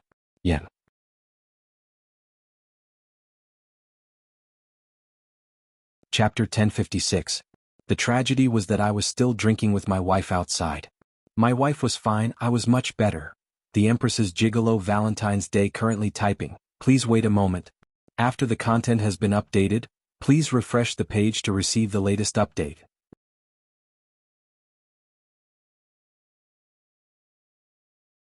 Chapter 1057. Have you been together for the past 4 years? Ren Baqian raised his eyebrows. It was a pity that he didn't have eyebrows. Yes. Li Yuanzhu's gaze changed slightly. She glanced at Lin Yu and seemed to want to sigh. Can her brain be saved? Ren Baqian asked curiously. It's up to her. Li Yuanzhu lowered her eyelids again and held a thermos flask. Her posture was just short of stuffing some wolfberries into it. Has your brain gone bad from practicing martial arts? Has it gone berserk? Ren Baqian didn't avoid Lin Yu at all and directly asked her about her brain. In any case, she wouldn't be able to react in time. It should be a problem with her martial arts, Li Yuanzhu said. My men didn't find any news about her, which isn't a big deal. After all, we don't have many people in Great Xia. However, with her brain, why did she join in the fun in the first place? Ren Baqian was still a little curious about Lin Yu. He didn't expect Lin Yu to react so quickly this time. She suddenly said, "Your brain isn't working well." This surprised Ren Baqian and asked, how did she come back to her senses so quickly this time? In the end, Lin Yu didn't move again. It's not that her brain isn't working well, but that her consciousness always seems to be wandering. Although she seems to be able to walk, there's nothing wrong with her other than her slow reaction. Li Yuanzhu explained and made an analogy. It's as if her consciousness is often not in her body, and there's a certain delay in the transmission of her emotions and words. As for her body, it's completely controlled by her instincts. Of course, this is just an analogy. The actual situation is more complicated than that. Ren Baqian thought about it carefully. If he were to describe it, it would be like Lin Yu's consciousness was in the United States, but her body was in China. The communication between them was through dial-up, so her reaction was always slow. From time to time, she would even experience disconnection. He looked strangely at Lin Yu, who was deep in thought, and changed the topic to what Li Yuanzhu had just said. What's the specific situation of the ancient tomb that you mentioned just now? The ancient tomb was discovered by Lin Dong. It is said that he found it by following some clues in the ancient books. You know, righteous sect has a long history and many unknown things have been passed down in the sect. The information about this tomb was like this. It was hidden in some ancient books. After Cult Master Lin went back last time, he spent a few years and a lot of manpower to find clues about this tomb from the ancient books. After finding it, sect leader Lin brought people to check it out and confirmed the location of the tomb. However, sect master Lin and the rest are blocked outside. Although they know the location, they haven't made any progress in half a year. Lin Dong did not enter? Ren Baqian was a little astonished. One must know that Lin Dong was one of the top 10 experts in the world. Furthermore, there were also many top-notch experts in righteous sect. Even though righteous sect didn't have a good reputation, it was a famous sect in Great Xia and could mobilize a lot of power. But this kind of power could not even enter an ancient tomb? Li Yuanzhu lowered her eyes and said, I personally went to the tomb after receiving the news. Unfortunately, I also stopped outside the tomb. This time, Ren Baqian was even more astonished. Li Yuanzhu, the second most powerful expert in the world, Lin Dong, the 10th most powerful expert in the world, and a group of experts from righteous sect were actually blocked outside the tomb? How did they do it? Even an impenetrable wall couldn't stop this group of experts. What exactly is going on? After entering the range of that ancient tomb, one will encounter an illusion just like the one in the tomb below the palace. It's difficult to get rid of it, and when one wakes up, one will already be outside the tomb. This is the case no matter how many times one tries. If one is weak and tries a few more times, it will cause damage to one's divine sense. Sect leader Lin and I speculate that one must at least reach the heaven-splitting region in order to pass through that illusion. Ren Baqin raised his eyebrows. The illusion below the tomb in the palace could only be seen the first time one entered. This one was actually different. Fortunately, it was left behind by a senior human, so there wasn't any danger. However, this also showed one thing: the other party hoped that someone could enter, which meant that there was something important inside. Who is the owner of the ancient tomb? Ren Baqin pondered for a while and asked. It was only the other party's guess that they could enter the heaven-splitting region. It was best to know the identity of the tomb owner and perhaps find another way. He was getting more and more curious about this tomb. Dikan. Li Yuanzhu looked at Ren Baqin's eyes when she said this name. Human Emperor? Ren Baqin raised his voice and looked incredulous. This name made it difficult for him to maintain his original calm. Before the human race was driven here, there were 5 human emperors, each in charge of a region. 4 of them had died in the previous war. It was because of the existence of this human emperor that the foreign races, who could no longer bear the heavy casualties, signed an agreement with the human race and drove them to this land of exile. It could be said that without Dikan, the human race in this world would have been extinct. However, there was very little information about Dikan. In the 2 records left behind by the owner of the tomb under the palace, his name was only mentioned slightly. He didn't expect to hear news about Dikan at this time. He didn't expect Lin Dong to actually find Dikan's tomb. If Lin Dong's information is correct, it should be this human emperor. The outermost defense of the tomb is so powerful, so it's very likely that it's him. Li Yuanzhu nodded. Ren Baqin couldn't sit still anymore. He stood up and walked around a few times before looking up and asking, "Do you know what's inside the tomb?" "I don't know." Li Yuanzhu shook her head slightly. Regardless of whether he knew or not, the tomb left behind by the human emperor had to be explored. No matter what was inside, it would be a huge gain. Ren Baqin naturally understood this. After walking around a few times, he said, "Jinren and Lin Yueyuan must be tired. Take a rest first. I'll go see Her Majesty." Li Yuanzhu got up and left after telling him the news she brought. Ren Baqin arranged for her and Lin Yu to rest before hurrying to see the Empress. Li Yuanzhu's target wasn't the Empress, who was only about as strong as her. Her target was Li Fu. Although he hadn't admitted it, everyone thought that he had broken through to the spirit wheel level and reached the heaven and earth level. Among the human race, he was the only one who had the opportunity to pass through the barrier formed by the illusion. This was probably the purpose of the human emperor setting up this barrier. If someone who was too weak obtained the things and information in the tomb, it would be harmful to the human race. Only those who had reached the lowest level of strength that he recognized could enter the tomb. The Empress was in a side palace hall. All the items in the side palace hall had been moved to the side of the wall. On the ground, rows of wooden rectangular dominoes were arranged densely. The Empress was looking at Qing Yuan and Hong Luan carefully placing the dominoes at the edge. The 3 of them were playing dominoes. The dominoes were made up of red and white. After they were pushed over, they would form a red background with the word Empress written in white. Ren Baqin knew this very well because he was the one who drew the blueprint of the dominoes. When he arrived, Qing Yuan and Hong Luan were squatting on the ground with dominoes in their hands. They were carefully visiting the tomb with sweat dripping down their foreheads. If they accidentally touched one or the dominoes they placed fell over, all their previous efforts would be in vain. Ren Baqin slowed down and tried not to disturb them. He walked to the Empress's side, gently massaged her shoulders and softly said, "Li Yuanzhu is here." The Empress raised her eyebrows and asked in a cold voice, "What is she doing here?" She still hadn't let go of the fact that Ren Baqin had been arrested. Moreover, why did she come to see you instead of me? Set a small goal first, such as 1 second.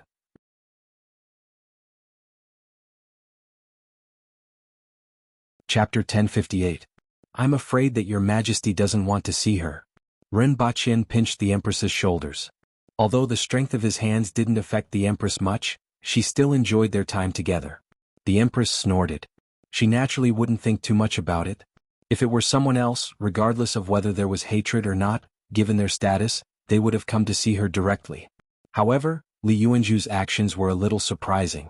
She went to look for Ren Baqin and let him reconcile the resentment she had for her.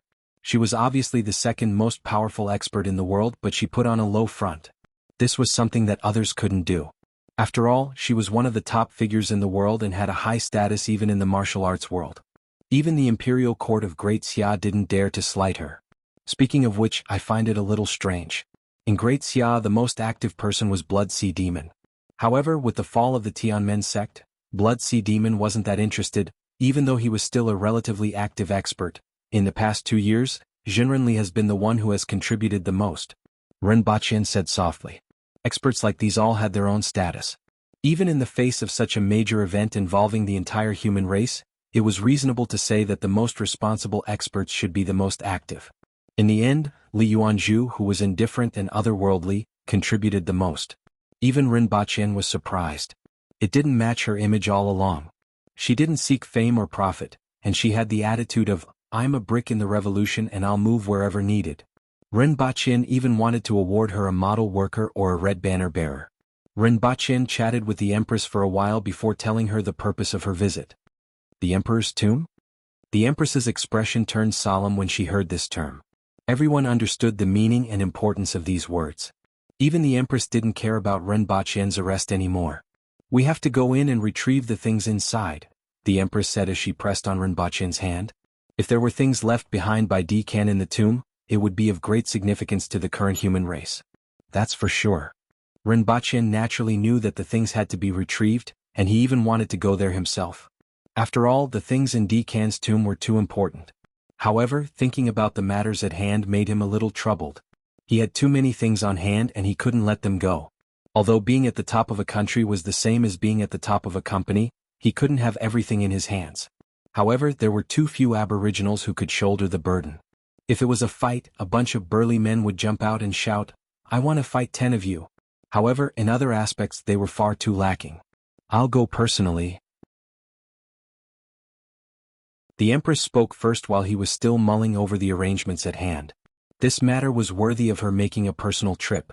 Ren Baqian thought about it carefully and said, the tomb won't run away even if it's there. It will still take several decades or even a century for us to walk out of this place. There's no rush. Only God knew what was inside the tomb after passing through the barrier.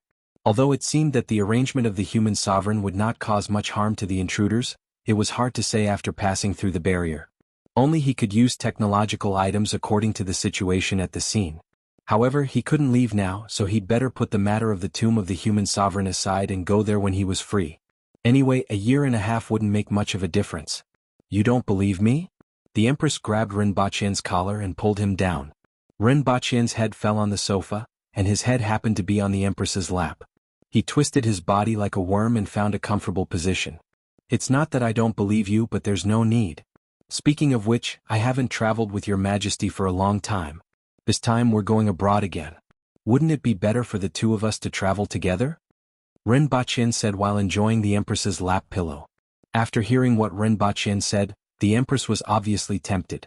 If everything could be arranged properly, it wouldn't be a bad idea for the two of them to go sightseeing along the way. Although the tomb of the human sovereign was very important, as he said, it couldn't run away. The Empress thought for a while and said, we still have to bring Yu Qing along. It would be hard to rest along the way if they brought her along. However, if they left her behind, she would turn the palace upside down. At the mention of Lu Hua, Ren Baqian frowned a little. She could never calm down, and he even suspected that she had ADHD. After some discussion, the two of them decided on this matter.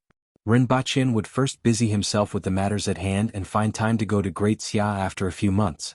Let her come to the banquet tonight, the Empress said lazily. Although he still didn't like Li Yuanzhu with her status, he had to treat her to a banquet. In addition to Li Yuanzhu, Lin Yu and Li Fu were also at the banquet. After Ren Baqian told him about the tomb of the human sovereign, Li Fu couldn't sit still and was even more anxious than Ren Baqian and the Empress. However, Ren Baqian made up his mind to go to the tomb a few months later. Li Yuanzhu finally met Qi Yuqing. She was only 3 years old, but she looked like a 7 or 8-year-old child. Her eyes were very lively, and her eyeballs were always rolling around, making her look very clever. The most important thing was her strength. She was at the intermediate level of the earth wheel level, just like the rumor said.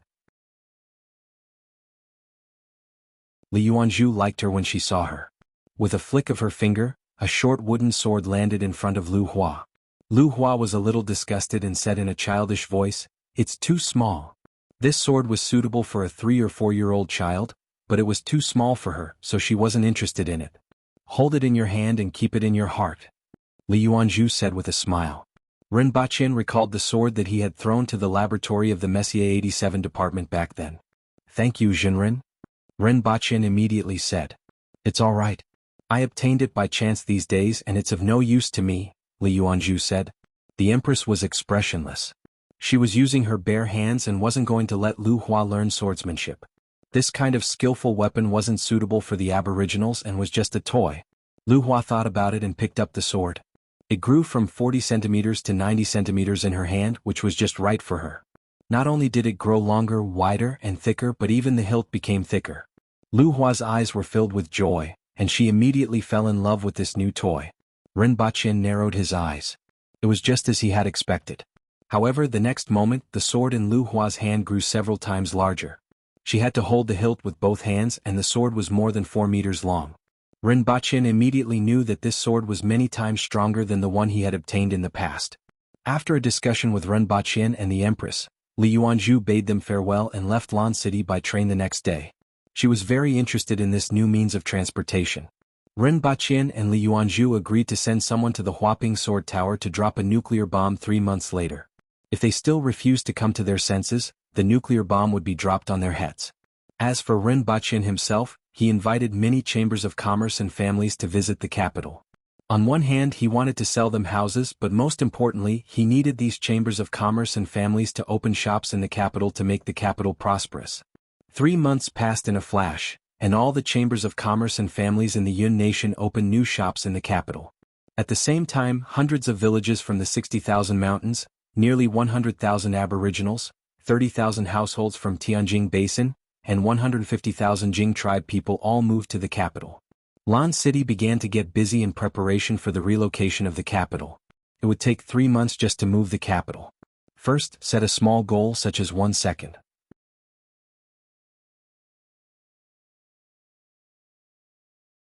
Chapter 1059.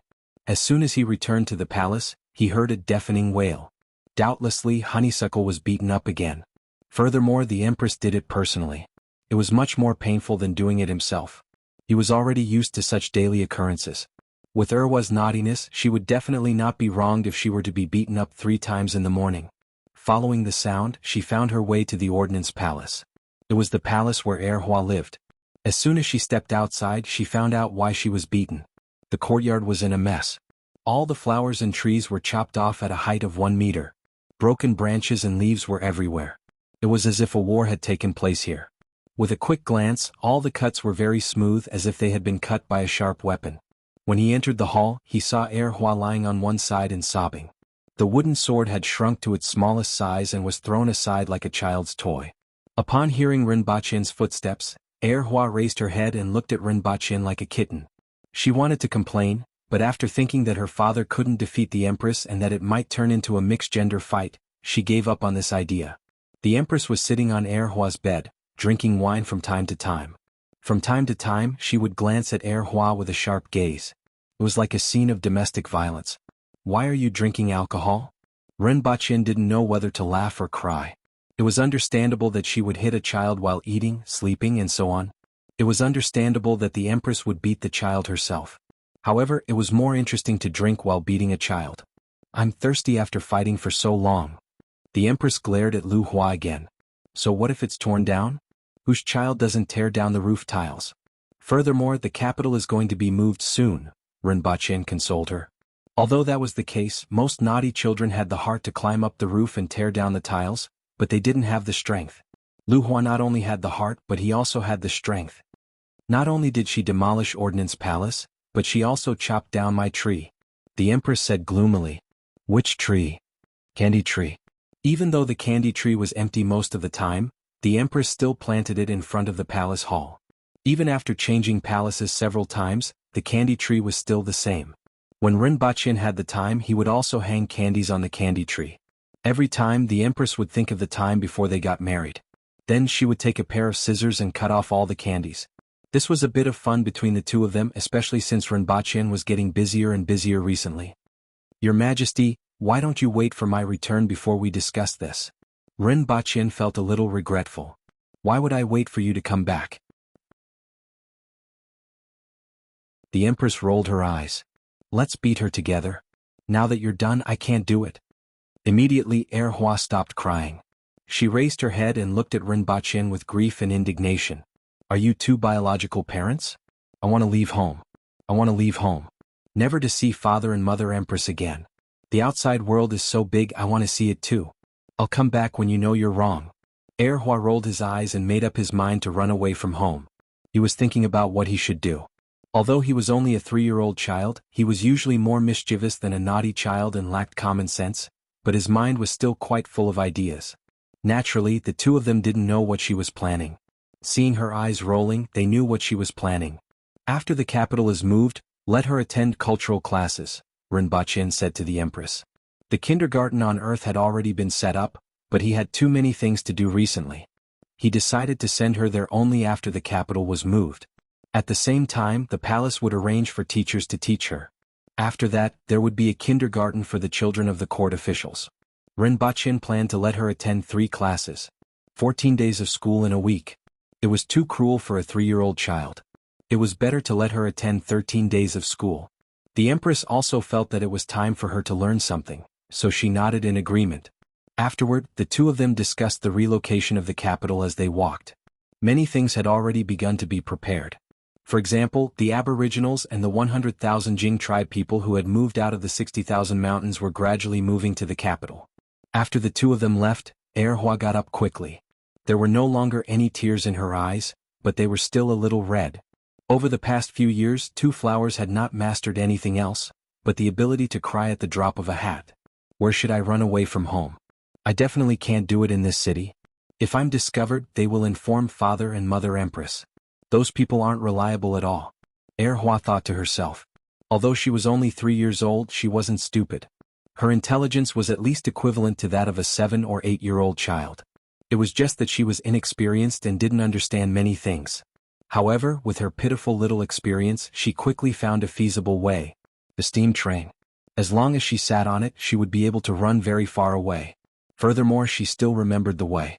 After recalling the way to take the steam train, Hua sat there thoughtfully and began to think about what to bring with her when she ran away from home. Those air-dried rats and birds as well as sweets and honey. Hua's mind was filled with food. As for money, she still didn't have any concept of it. In any case, others would treat her to meals and drinks. After knowing where to go and what to bring, she had to consider when to leave and how to knock Hua out. From the perspective of a 3-year-old or even a 7 or 8-year-old child, Hua was already very thorough. Although she was beaten up every day, who asked her to be so mischievous? Most of the time, she simply didn't care if she would be beaten up for what she was about to do. After making up her mind, Hua prepared a small bag for the next 2 days. In fact, it was the stomach of a type of strange beast. When it was shrunk, it could be placed in one's sleeve and could expand very much after storing things. When Hua wasn't paying attention, Hua stuffed the bag with her snacks and sweets and then tied it up and hid it. On the 3rd night, Honeysuckle smashed a metal vase on the back of Hua's head when she wasn't paying attention. The vase was dented and Hua fainted. She didn't expect to fall into Honeysuckle's trap again and be defeated by Honeysuckle. Then Hua hung her wooden sword on her waist, carried the bag and sneaked out of the palace. After being in the palace for so long, she was already very clear about the routes and timings of the Imperial Guards. As long as she had the intention, it wasn't difficult at all. After sneaking out of the palace, Hua was immediately in a good mood and felt that she could fly freely in the vast sky. The next step was to take a train. This wasn't too difficult for her. With her skills, she could even sneak out of the palace, so sneaking out of Lan City was even easier. After finding the right direction, she left the city and followed the cement road to find the train station. Then she found a train and sneaked onto it. Nowadays, there weren't many trains from Lan City to the Yun Nation. There were only 6 trains a day, 1 in the morning, 1 in the afternoon and 1 in the evening. This train happened to leave the next morning. In the morning, someone discovered that Hua had been knocked out and that the little princess had disappeared. Suddenly, the entire palace was in an uproar and the entire Lan City was searched. At this time, no one expected that Hua had already boarded a train to the Yun Nation. First, set a small target such as 1 second. Remember, bookseller's residence.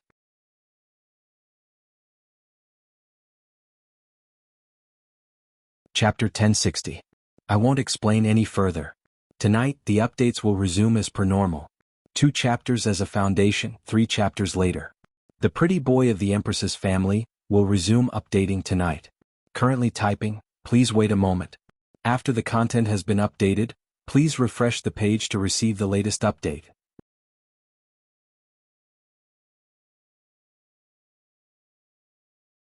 Chapter 1061. Lan City, the Palace. Rinpoche's face was very ugly. He thought that Hua Er had gone out to play again. This wasn't the first time this had happened, so he wasn't too worried. Even after Zhu Hua woke up and found out that she had been knocked out in the middle of the night, he still felt the same. However, after searching Lan City for 4 hours without finding any trace of Hua Er, his face began to turn ugly. Not only were the palace guards mobilized, but the Public Order Bureau and the Department of Inspection were also mobilized. Under such circumstances, Hua Er was nowhere to be found after 4 hours, which could only mean one thing: she was no longer in Lan City. He glanced at Zhu Hua, who still looked like a retard. That metal vase weighed 30 to 40 kilograms, and Hua Er didn't know how to control her strength and almost smashed her into an idiot. It seemed like someone else would have to look after Hua Er. Rinpoche rubbed his forehead. The most important thing now was to find Hua Er. There were 3 gates in Lan City, but Hua Er definitely didn't leave through the city gates since the city walls couldn't stop her. Where would she go? The most likely place was where he had taken her.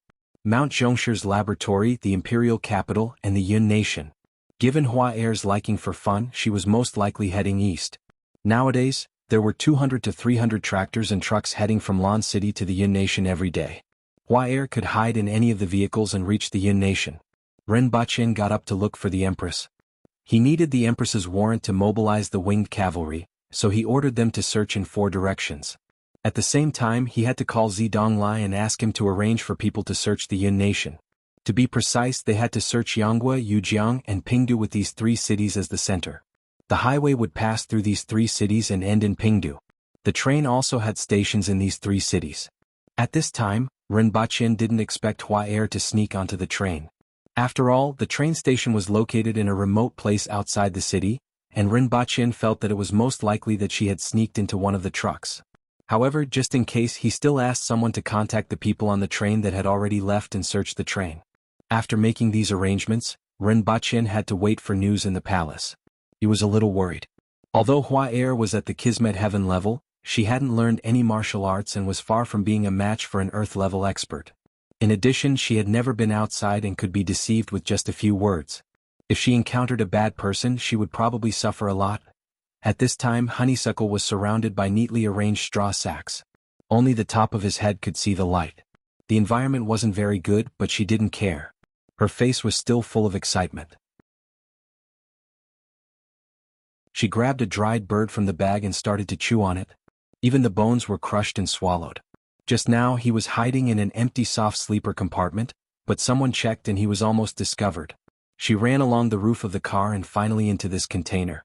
The container was filled with bags of sweet potatoes, which filled up more than half of the truck. Hua threw a few bags of sweet potatoes to the side and made a nest. Honeysuckle sat there for a day and a night, stopping a few times in between. Every time, Honeysuckle would stick his head out to look. The next morning, Honeysuckle saw a lot of people getting off the train and walking out. Some people even opened the boxes on the side to move goods down. He was immediately tempted. She didn't know where she wanted to go, so she would go wherever others went. Hua found an opportunity to sneak off the train when no one was paying attention. Then he followed the crowd and snuck out. However, as soon as he slipped out, he was targeted. Princess. A group of soldiers recognized Honeysuckle at a glance. After all, she was only wearing the same clothes. Furthermore, her figure was special and much more muscular than ordinary people. Even though most of it was covered by the clothes, it could still be seen if one looked carefully. Those who didn't know better might think that she was wearing soft armor underneath, but it couldn't be more obvious in the eyes of those who knew. Honeysuckle looked blankly at the people in front of her and didn't know what they were going to do. "Princess, please come back with us." A captain smiled warmly at Honeysuckle.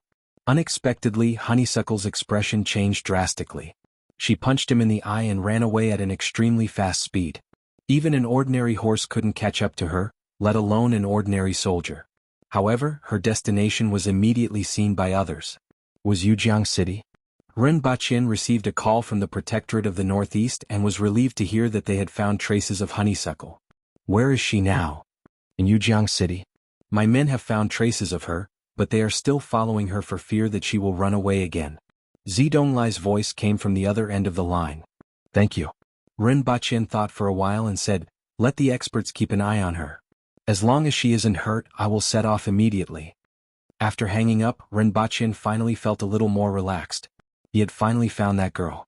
Although he wanted to catch her back, he wasn't in a hurry. It would be fine as long as someone kept an eye on her and didn't let her get hurt. Although he was angry that she ran away without permission, he could rest assured that she was safe now that he had found her. He would take this opportunity to make her suffer a little and learn a lesson. Ren Baqin headed to the bedroom. At present, the sky above the palace seemed to be covered by dark clouds. Not only was it pressing down on the palace, but it was also pressing down on everyone's hearts. Everyone in the palace didn't even dare to breathe loudly. Ren Baqin ignored this oppressive atmosphere and walked into the bedroom. He didn't beat around the bush and said, I found her. She's in Yujiang City. She knew that the Empress was also very worried. She could tell from her aura that was pressing down on the entire palace. Let Zidonglai catch her back. I will teach her a good lesson, the Empress said through gritted teeth. However, she withdrew the terrifying aura that was pressing down on everyone's hearts. Qing Yuan and Hong Yuan finally felt a little more relaxed. It was very frightening to be around such an empress. There's no hurry. Let her suffer a little outside and suffer a little. I will set off now to bring her back, Ren Baqin said. After Ren Baqin finished speaking, he added, even if you come back, don't beat me up anymore. This little girl has her own ideas and might even run away from home again. The Empress snorted and didn't refute him. Punish her with writing essays for a month to hone her temperament, such as the 1,000-character classic, the 3-character classic, and the poems of the Tang and Song dynasties. Go and come back quickly. The Empress waved her hand unhappily. Got it? I will be back soon. Ren Baqin leaned over and kissed the Empress's red lips. It was slightly cold and soft, and a delicate fragrance assailed his nostrils. At this time, Hua had already arrived in Yujiang City. He was excited to see the streets full of pedestrians and unfamiliar shops. He ran and jumped around the streets of Yujiang City. Hua carried his bag of snacks. The bag, which was originally as tall as a person, was more than half empty. He couldn't bear to eat it, but he smelled the aroma coming from the restaurant next door and went in without thinking. Young lady, how many people? The child stretched his head and looked behind Hua. Just me. Hua found a table by the window and looked expectant. What delicious food and wine do you have here? Bring them all up. The waiter sized her up. She wasn't an ordinary child and wondered which family she was from. However, he didn't pay much attention to her. This kind of young lady who sneaked out to play definitely wasn't here to eat and dash. All right. Set a small goal first, such as 1 second. Remember, booksellers.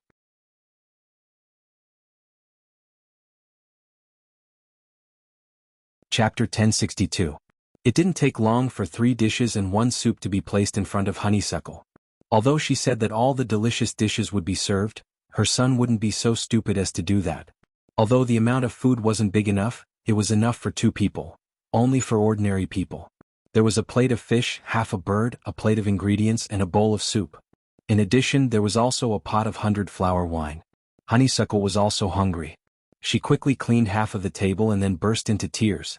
This time, not only the people in the restaurant, but even the street was alarmed. Thinking about it, such a beautiful girl was already very attractive. But then she burst into tears in the middle of eating, and her voice was very loud. The shopkeeper and the waiter were sweating profusely. Little girl, what's wrong? Don't cry first. It hurts. Honeysuckle pointed at her throat. Her eyes were red and tears fell down. The shopkeeper looked at her. What was going on? Looking at the little girl's clothes and appearance, she definitely wasn't from an ordinary family. If something happened to her in the restaurant, her family wouldn't be able to bear the responsibility. Go invite the doctor from Daiji Hall over, the shopkeeper hurriedly said. Daiji Hall was only 3 shops away from this restaurant, so it was very close. Everyone looked at the table as if it had been swept by a gust of wind. How many minutes had it been? Half of the table was empty. Looking at the remaining half of the fish and the little girl's appearance, someone tentatively said, Little girl, did the fish bone pierce your throat? Hearing this, many people felt that this was the case. They immediately laughed and said, "Little girl, you haven't eaten fish before?" Yujiang City was close to Yujiang and was rich in Yuhu fish, so there weren't many people who hadn't eaten fish before. Honeysuckle continued to cry. What was fish? She had never eaten fish before. Although the fish bone wasn't hard, her mouth could withstand it, but her esophagus couldn't and was immediately pierced. The waiter brought a doctor in his 40s. After asking about the situation, the doctor was also a little speechless. He asked Honeysuckle to open her mouth and poke the back of her throat with a chopstick. Honeysuckle felt uncomfortable, and then directly punched the doctor more than a meter away. "Why are you hitting people?" The shopkeeper was shocked. Honeysuckle couldn't care less about what he said. He bent over and began to retch, spitting out everything he had eaten. Even the fish bones were gone. Honeysuckle finally felt a little better. The shop was in chaos. Honeysuckle's punch caused the doctor to spit out a mouthful of blood. Everyone was aghast. The little girl looked to be 7 or 8 years old and looked like a porcelain doll. Her hands were so strong. The waiter and the shopkeeper hurriedly sent the doctor back to the pharmacy. When the shopkeeper returned, he saw that Honeysuckle had already changed a table and was slamming the table at him. "Bring out the good dishes and wine, I don't want the one just now." Honeysuckle felt bad that he had to spit out the food he had just eaten, but he was also scared of the fish. He did not forget to ask the shopkeeper to give him something to eat and drink. The shopkeeper's face darkened. "Little girl, why are you hitting people?" He even injured the doctor. "In other words, you'll have to pay up." Honeysuckle was at a loss and felt wronged. "He poked me with his chopsticks and made me uncomfortable." "He's treating you? Didn't you get poked by the fish bone?" "He's helping you get the fish bone out." The shopkeeper looked at Honeysuckle carefully and realized that she did not seem to be pretending. She really did not seem to be very sensible. Looking at her age, it seemed that she had been spoiled since she was young and did not understand these things. Being poked in the back of the throat with chopsticks was a bit of a reaction. Then he sighed. "Forget it. From the looks of it, Dr. Lu needs to rest for a few days. Pay up and I won't report this to the authorities." Honeysuckle continued to be at a loss. She did not understand most of it, but she did understand one thing. She seemed to have injured that person, but she had used so much strength to play with the Roaring Emperor, and the Roaring Emperor was not injured. Good food, good wine. Honeysuckle's heart was most concerned about this matter. Seeing that she was not in a good mood, the shopkeeper did not say much. He thought that it would be enough to let the little girl pay up later. The main thing was that the little girl had injured that person with a punch. It made him realize that the other party was not only from a rich family, but also a martial arts practitioner. He did not want to offend her family. He ordered the food and wine to be served. This time it was beef, mutton, and mushroom soup. He did not dare to serve her anything with bones. Honeysuckle ate at 6 tables in a row before she finally felt less hungry. Most of the ingredients in the palace were full of vitality. Even the beef and mutton were of the highest quality. 1 kilogram of meat contained the vitality of several kilograms of ordinary meat. Not to mention there were often earth wheel-level beasts as ingredients. Outside it was completely different. However, Honeysuckle was very happy. She had eaten more delicacies than in the palace. After eating, she sat there and drank jar after jar of wine. After a few jars of wine, the shopkeeper could not sit still anymore. He had been waiting for her family to look for her, but after waiting for the whole afternoon, he saw that she still wanted to drink. He came up and asked, "Little girl, when will your family come to pick you up?" Honeysuckle shook her head. She was most afraid of being found by her father and mother. "May I know which family this young lady is from?"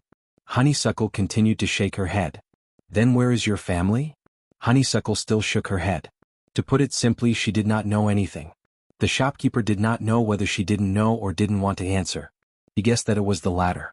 Seeing this, he gritted his teeth and said, "Little girl, you better pay for this meal and the money for injuring Dr. Lu.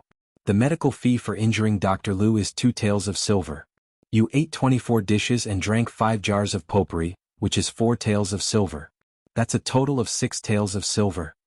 Honeysuckle stared at him with her eyes wide open. "What money?" The shopkeeper also stared at her. The two of them stared at each other.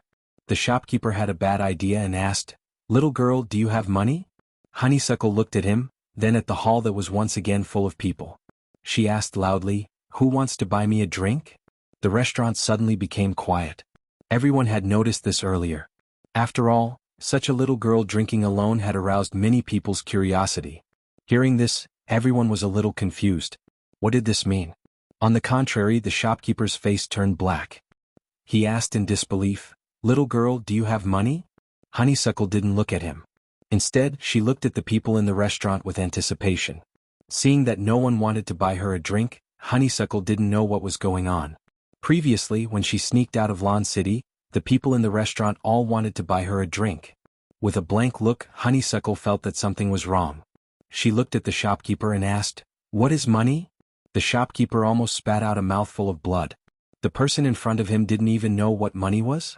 The surrounding people immediately burst into laughter. This little girl was indeed spoiled. She snuck out to have fun and didn't even know what money was. "Shopkeeper, how much money does she owe?" Someone suddenly shouted. This person was kind-hearted. He thought that if the money wasn't much, he would pay for it. This little girl looked pretty and interesting. 4 taels of silver. The shopkeeper gestured with his hand. That person immediately lost his voice.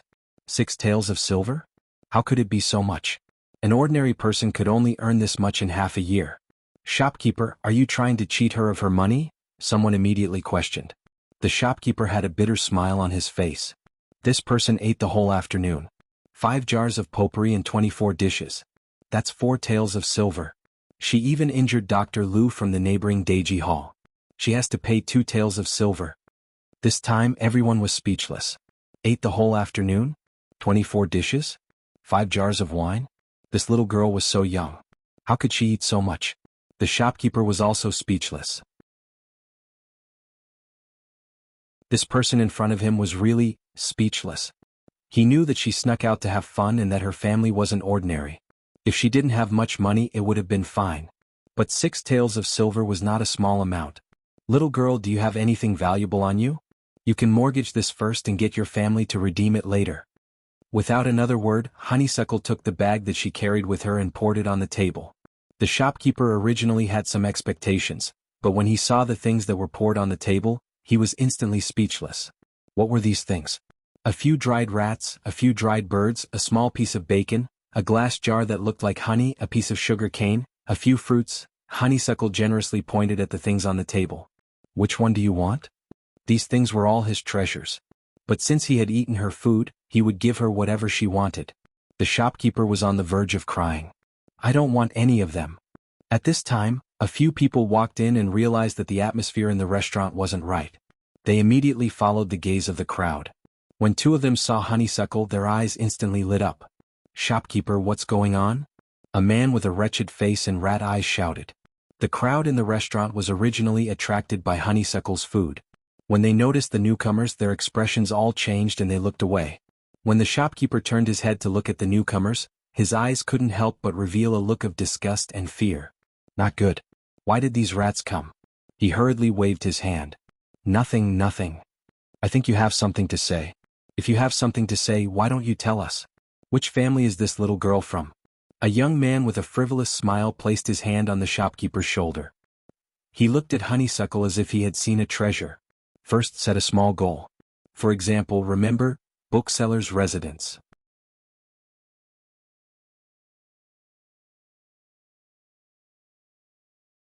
Chapter 1063. The world was complicated and there were dark corners in every city. Even under the rule of the ancient race, such a situation would occur. In fact, they might even be out of the sight of the ancient race. This was because such a situation had never occurred in the Aboriginals.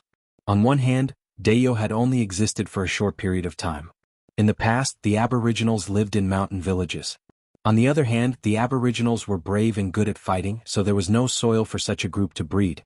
If one dared to say that they were the gang leader of the Red Planet, that they were here to collect protection fees, or that they wanted to bully the innocent, they would be beaten to a pulp by a group of uncles and aunties with knives.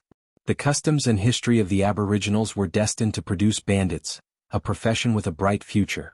If the imperial court issued a plundering certificate, the simple people carrying hoes in the village or herding livestock in the wild would turn into the most ferocious bandits and rush into the surrounding countries. The Aboriginals didn't have the underworld, sects, or gutter rats at the bottom of society. However, it was completely different in the Yun Nation. In addition to the sects, there were also people outside the sects, forming another underworld. These 2 underworlds intersected with each other but belonged to completely different existences. For example, the most powerful force in the vicinity of Jianghu City was the empty cicada house. In the eyes of the ordinary people, it was a huge force that was superior to them. In fact, it was considered an upper-middle sect in the Yun nation.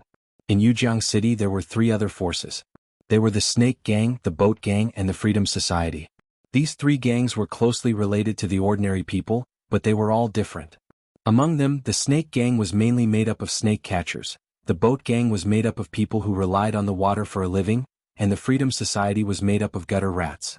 They bullied the innocent, collected protection fees, stole chickens and dogs, and sold some innocent people to brothels. Almost all the despicable things in Jianghu City had something to do with the Freedom Society. The four people who came in were from the Freedom Society. The strongest among them hadn't reached the man-will level and was only slightly stronger than the ordinary people. Coupled with the background of the Freedom Society, it was enough for them to act like tyrants. The young man who patted the shopkeeper's shoulder was called Ping Dun. His nickname was Wild Dog, lecherous and sinister. "Shopkeeper, what's the matter? Tell us. This little girl is so pretty. Which family is she from? We can't bear to see you make things difficult for her." Wild Dog laughed. As soon as he entered the room, he saw Hua as if he had seen a treasure. It wasn't that he liked Hua, but the leader of the Freedom Society liked this girl very much. Every once in a while, someone would send one to him, but no one else had seen her. He didn't know if she was dead or something. However, there were rumors that he liked to eat children's hearts and brains. If such an exquisite girl was sent to him, he might even be able to advance further. If he couldn't, he could, he. If he could, then it, he. If he couldn't, he wouldn't, he world. If he, of, he, in of he, of him. Although this little girl seemed to be from a wealthy family, the Freedom Society was able to become one of the three major powers in Jianghu City. Naturally, they had their own strength. Their leader was an earthwheel expert.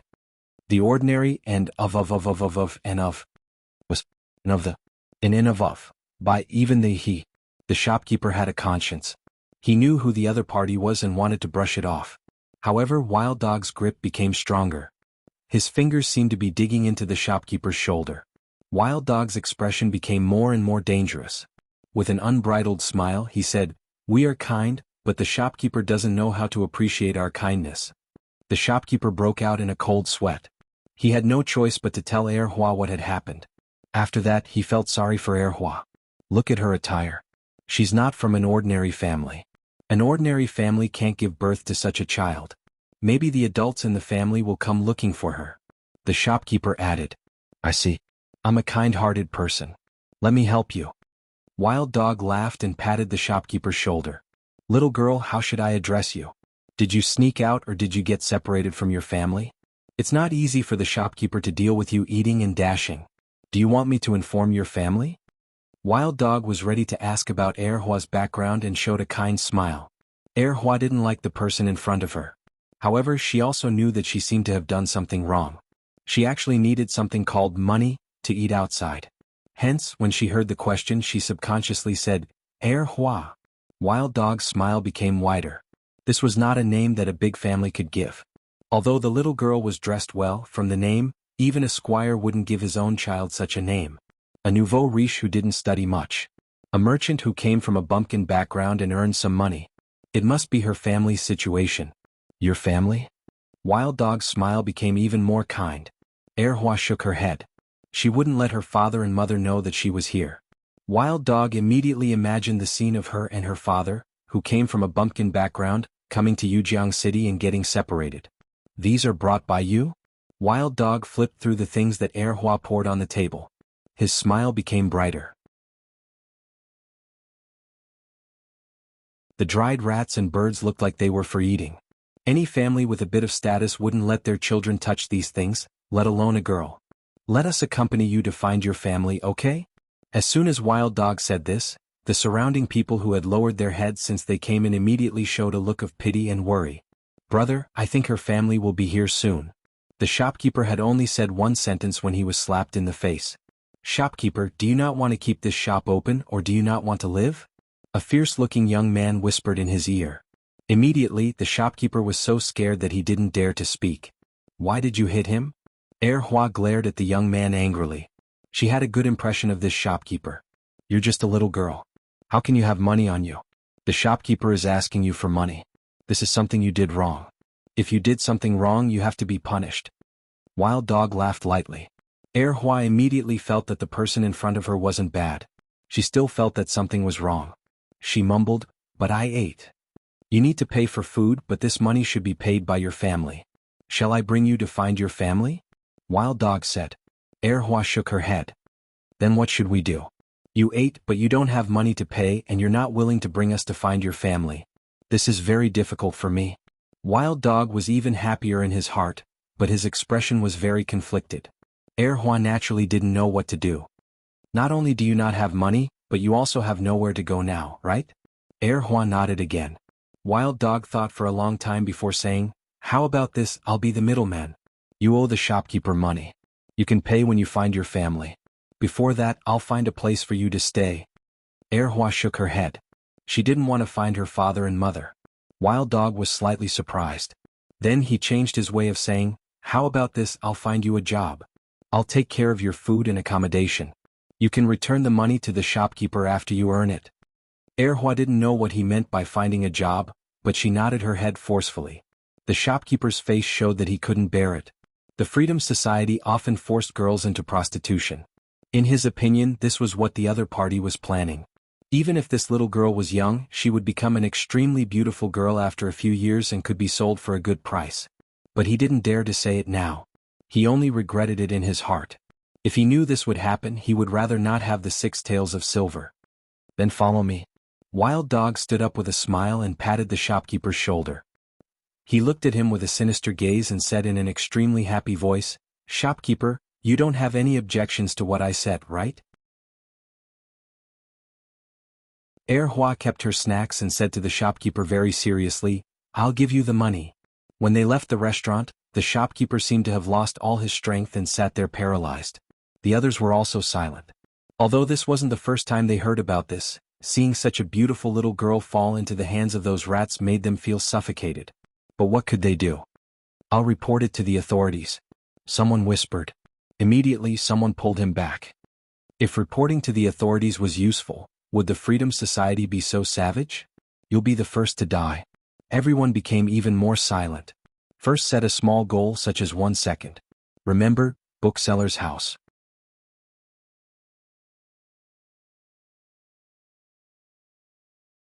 Chapter 1064. On the street, in a restaurant not far away, a few men with thick limbs and ordinary clothes were drinking by the window. One of them looked out of the window and focused his gaze on a few people in the crowd. After a while he said, "It's those rats from the Freedom Society. I wonder where they tricked a little girl from." Another person looked out the window and said, "What a pity. It looks like he's from a rich family. These rats are getting bolder and bolder. Should we do something about it?" These people were from the Snake Gang, and the one who spoke was a small leader of the Snake Gang. He was at the initial stage of the man-will level and naturally didn't care about the people from the Freedom Society. "Forget it, don't be a busybody. Old Fu is getting more and more difficult to deal with these 2 years." Old Man Fu was the helper of the Freedom Association. Although the boat gang was slightly stronger than the Freedom Association, the strength of the boat gang's leader was a level lower than Old Man Fu. Naturally, he was unwilling to provoke the Freedom Association for other matters. On the roof of a building not far away, a man wearing leather armor sat on the roof. His eyes were like a hawk's as they fell on a few people in the crowd. Honeysuckle's confusion had disappeared. He looked at the crowd and the shops on both sides of the street with excitement. She didn't know where to go anyway, so she was tricked by a few simple words. If Rinpoche knew about this, he wondered what kind of expression he would have. Wild Dog asked Hua a few questions from time to time, mainly to find out her background. But every time he asked about this, Hua would shake her head. Seeing this, Wild Dog didn't ask any further. From the other party's name and the things he brought, it didn't seem like he had any background. He believed that he was good at reading people. Otherwise he would have died in some corner long ago. As for what he was doing now, it wasn't the first time he was doing it. It was just that in the past he sold it to a brothel. This time he only needed to give it to the gang leader. In his heart he was thinking about what kind of reward such a high-quality person could receive. Would it be gold or some precious cultivation method? No matter what, he would be able to enter the gang leader's eyes. This last point was just as important as the previous rewards. He brought Honeysuckle to where the Freedom Society was located. It was a courtyard with 3 entrances and 3 exits in the east of Jianghu City. The surrounding area was where the Freedom Society was located. Wild dog, who is this? The 2 guards at the door were surprised to see 2 Blossom. Even though Honeysuckle was beautiful, she was still young. Not everyone was a lolicon. Sect leader will probably want to see her. Wild Dog's words were not subtle, the 2 of them immediately understood. Bringing Hua to a courtyard, Wild Dog smiled warmly at her. You can rest here first. Then she gave a look to the left and right, asking them to look at her. The courtyard wasn't big and was even a little run down. It was used to look after children like 2 flowers. There were still 2 guards in the courtyard. Wild Dog smiled and asked someone to send Hua in before he left. Doubtlessly, Hua did not know any of this. When he was sent into the house, he felt that it was very small and could not be compared to the palace. However, she didn't care. Instead, she was thinking about where to go tomorrow. You want to see the gang leader? The gang leader is cultivating and has no time to see you. Wild Dog, who was eager to take credit, was rebuffed. When will the gang leader come out? I found some good stuff, Sect Master will definitely like it. Go look for Deacon Lin. Wild Dog didn't even have the chance to see the leader of the Freedom Association. Although he could flaunt his prowess in front of ordinary people, he was only at the middle and lower levels of the easygoing society. At most, he was a small leader with only a few people under his command. Therefore he took it for granted. If it wasn't for the good stuff, he wouldn't have been able to see Deacon Lin whenever he wanted to. After a while, he met with Deacon Lin and only received a sentence, "Let's talk tomorrow." Not long after, Hua heard a faint sobbing sound that seemed to be nearby. Curious and excited, she couldn't fall asleep, so she pushed the door open and went out. There was no one in the courtyard who sent her here. Instead, there were 2 men in black. When they saw her push the door open, their faces immediately turned cold. Who allowed you to come out? Get lost. Hua didn't react and pointed at herself doubtfully. One of the men, who was about 40 years old and had a scar on his face, walked toward her with a grin and said, "Of course it was you. Who else could it be? Little bastard, since you are here, you better stay here obediently." Although Hua was young and insensible, she could understand what was being said and could tell the attitude of others. When she saw the grin on this man's face, she immediately raised her eyebrows and felt very angry. No one had ever spoken to her like this before. If Rin Bachin saw her expression, he would definitely find it very familiar. The Empress always had this expression when she wanted to kill someone. With a grin on his face, the man reached out to grab Hua's head and pushed her forward. Seeing that the man was going to grab her head, Hua became even more furious and rammed her head into him without thinking. Bang! The man flew backward and spat out a mouthful of blood in midair. The other man was shocked. The people who were sent to this courtyard were all children, and he didn't expect that there would be an expert among them. Although he didn't see clearly, he knew that the person who sent his companion flying and spat out blood definitely wasn't an ordinary person. "Little bastard, you are courting death," the other man cursed, drew a knife from his waist and slashed at Hua. Seeing the knife, Hua was a little afraid. The other man was very fierce and had a weapon. She didn't have any combat experience. Fortunately, the other party was very slow. Hua took 2 steps back and dodged a few consecutive slashes from the other party. She didn't know what to do. Then she remembered that she had a sword. In the next second, the other party was sent flying by the 4-meter-long sword that suddenly appeared in Hua's hand, and his body was distorted in the air. Half of the wall was also sent flying. When Hua ran out of the house, 7 or 8 people had already rushed into the courtyard. When they saw the 2 people lying in the courtyard, they all cursed and rushed over with their knives drawn. Hua felt very wronged. These people all wanted to beat her up. She felt that she was being bullied.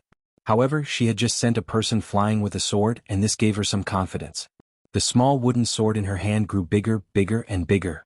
A 4-meter-long wooden sword that looked like a wooden plank appeared in her hand, and it directly stunned the people who were rushing over. Hua slapped horizontally again and again and again. It was as if she was slapping flies. The people who were rushing over were all sent flying back into the wall or out of the courtyard. More people jumped onto the wall and looked at the little girl in the courtyard who was waving the wooden plank with her eyes closed. They were all dumbfounded. "Who are you?" Deacon Lin, who rushed over, appeared in front of the door. He stared at the small figure in the courtyard and was a little puzzled. How old was this child? How could she be so strong? No matter how he looked at it, Hua was just an ordinary person. The only thing was that she was terrifyingly strong. Under the fierce gazes of so many people, Hua's face was full of grievance. She finally remembered who she was. "I'm your father." Deacon Lin was so angry that smoke was coming out of his head. He stared coldly at Hua and ordered, "Take her down." On the roof of a house not far away, a man wearing leather armor was holding a telescope and looking at what was happening here. He was originally prepared to make a move, but when he saw the wooden plank in Hua's hand, he felt that he could wait a little longer. As expected of the princess, as expected of His Majesty's daughter. Although she is young, she has the demeanor of His Majesty. The man praised with a smile on his face. First set a small goal such as 1 second. Remember, bookseller's residence.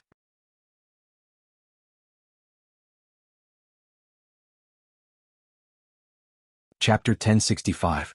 Although the words, "I'm your father," were spoken in a soft and adorable voice with a tinge of grievance and doubt, it still made Deacon Lin's face turn green. Although Deacon Lin was considered a big shot in Jianghu City, he was only at the bottom of the hierarchy in the Yun nation. However, his past had distorted his self-esteem. Therefore, at his command, dozens of people on and off the walls pounced on Hua. The scene was spectacular. However, under the force of the wooden door in Hua's hand, they were sent flying one by one.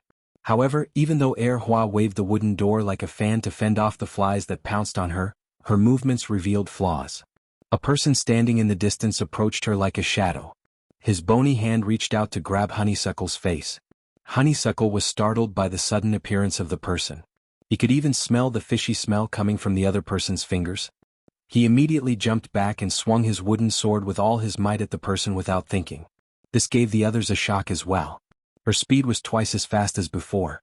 The silhouette who had suddenly appeared thought that the other party was still a child who was just a little stronger. He wanted to take her down with one move, but the wooden sword that had suddenly doubled in speed caused panic to appear in his eyes. His body only managed to dodge halfway before he was directly slapped to the ground. Smack, smack, smack. Hua seemed to be startled and kept slapping the wooden door in her hand. When she stopped, there was only a pile of flesh and blood left on the ground. Seeing the puddle of things on the ground, Two Blossom burst into tears. This was the first time she had killed someone in her life. Not to mention killing someone, even those rats and birds were given to her by Zhu Hua. Hua's eyes were red and tears were dripping down her cheeks. Her mind was completely blank as she looked at the pile of flesh that originally belonged to a person. At this moment, a figure suddenly floated in front of her and kicked her head, sending her flying 7 or 8 meters away. The person who kicked her was Deacon Lin. Deacon Lin was very confident that even an advanced man-wheel expert's head would be smashed by this kick. One had to know that his boots and legs were made of iron. However, something unbelievable happened. Honeysuckle rolled on the ground, turned around and ran away while crying. Her cries were extremely pitiful. Anyone who saw it would feel sad and anyone who heard it would shed tears. However, the man on the rooftop had no intention of making a move.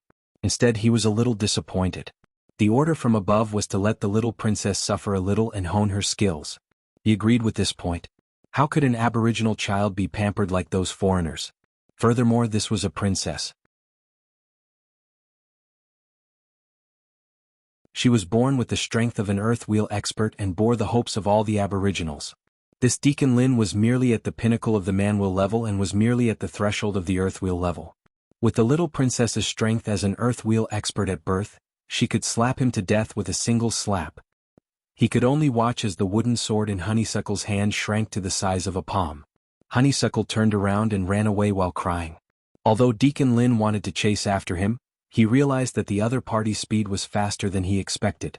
This caused him to be slightly shocked. After all, the other party was only a 7 or 8-year-old child. Not only did he not die from his kick, but he also had such a fast speed. With such strength at such a young age, he definitely didn't come from a humble background like that bastard had said. Furthermore, the door in his hand that could change its size was definitely a treasure. If he was still looking down on her just now, Deacon Lin now understood and thought, I'm in trouble. Now he only had 2 choices. The first was to let her run away and bring her family to take revenge. Although she didn't seem to have suffered much, he had given her a kick.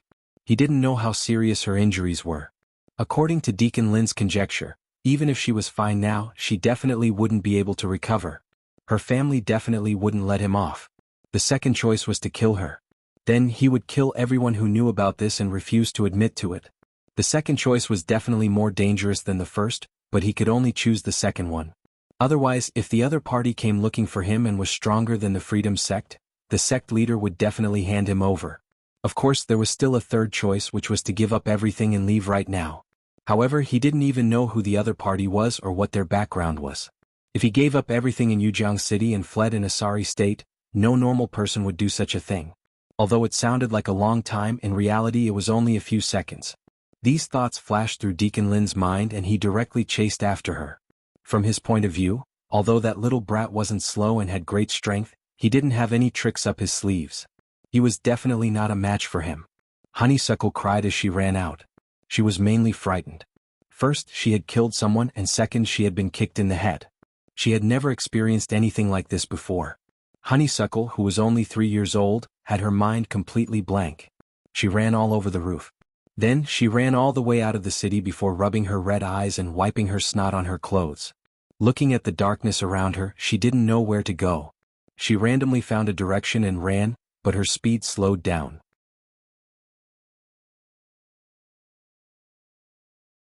In just a few minutes, Deacon Lin caught up to her. He didn't say anything and directly pounced on her head, kicking Honeysuckle's head.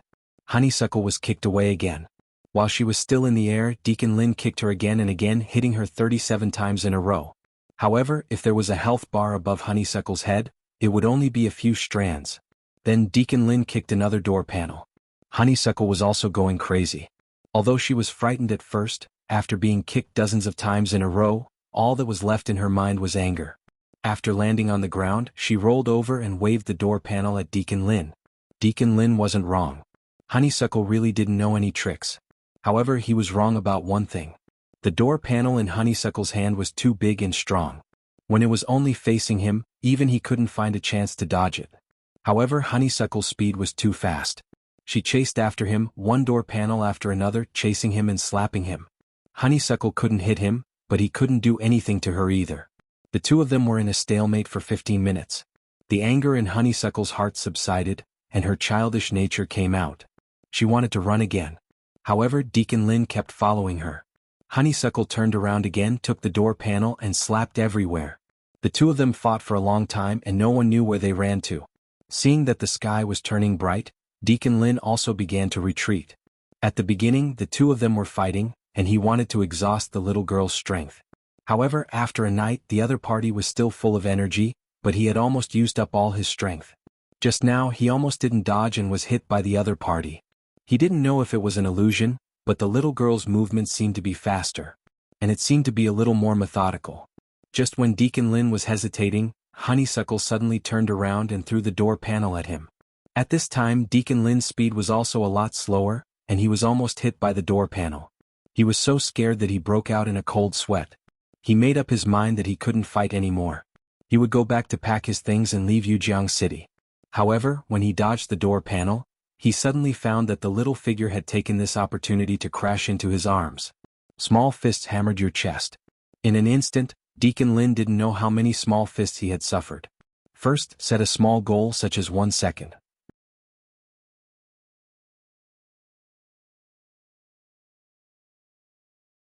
Chapter 1066. In the past, Rinpoche had a unique skill called the Tortoise Fist. At this moment, Honeysuckle was self-taught and automatically learned the first skill. She rushed into Deacon Lin's arms and punched him. Deacon Lin felt as if he had been hit by countless hammers. His chest bones and internal organs were almost all broken into pieces, and his blood and internal organ fragments spurted out. He flew into the air and stopped breathing. His eyes were wide open and filled with indignation. When he came out, he didn't expect to be killed by a little girl. Honeysuckle punched his chest and was stunned for a long time. She went forward to look at the lifeless Deacon, and her eyes turned red again. However, she didn't cry this time.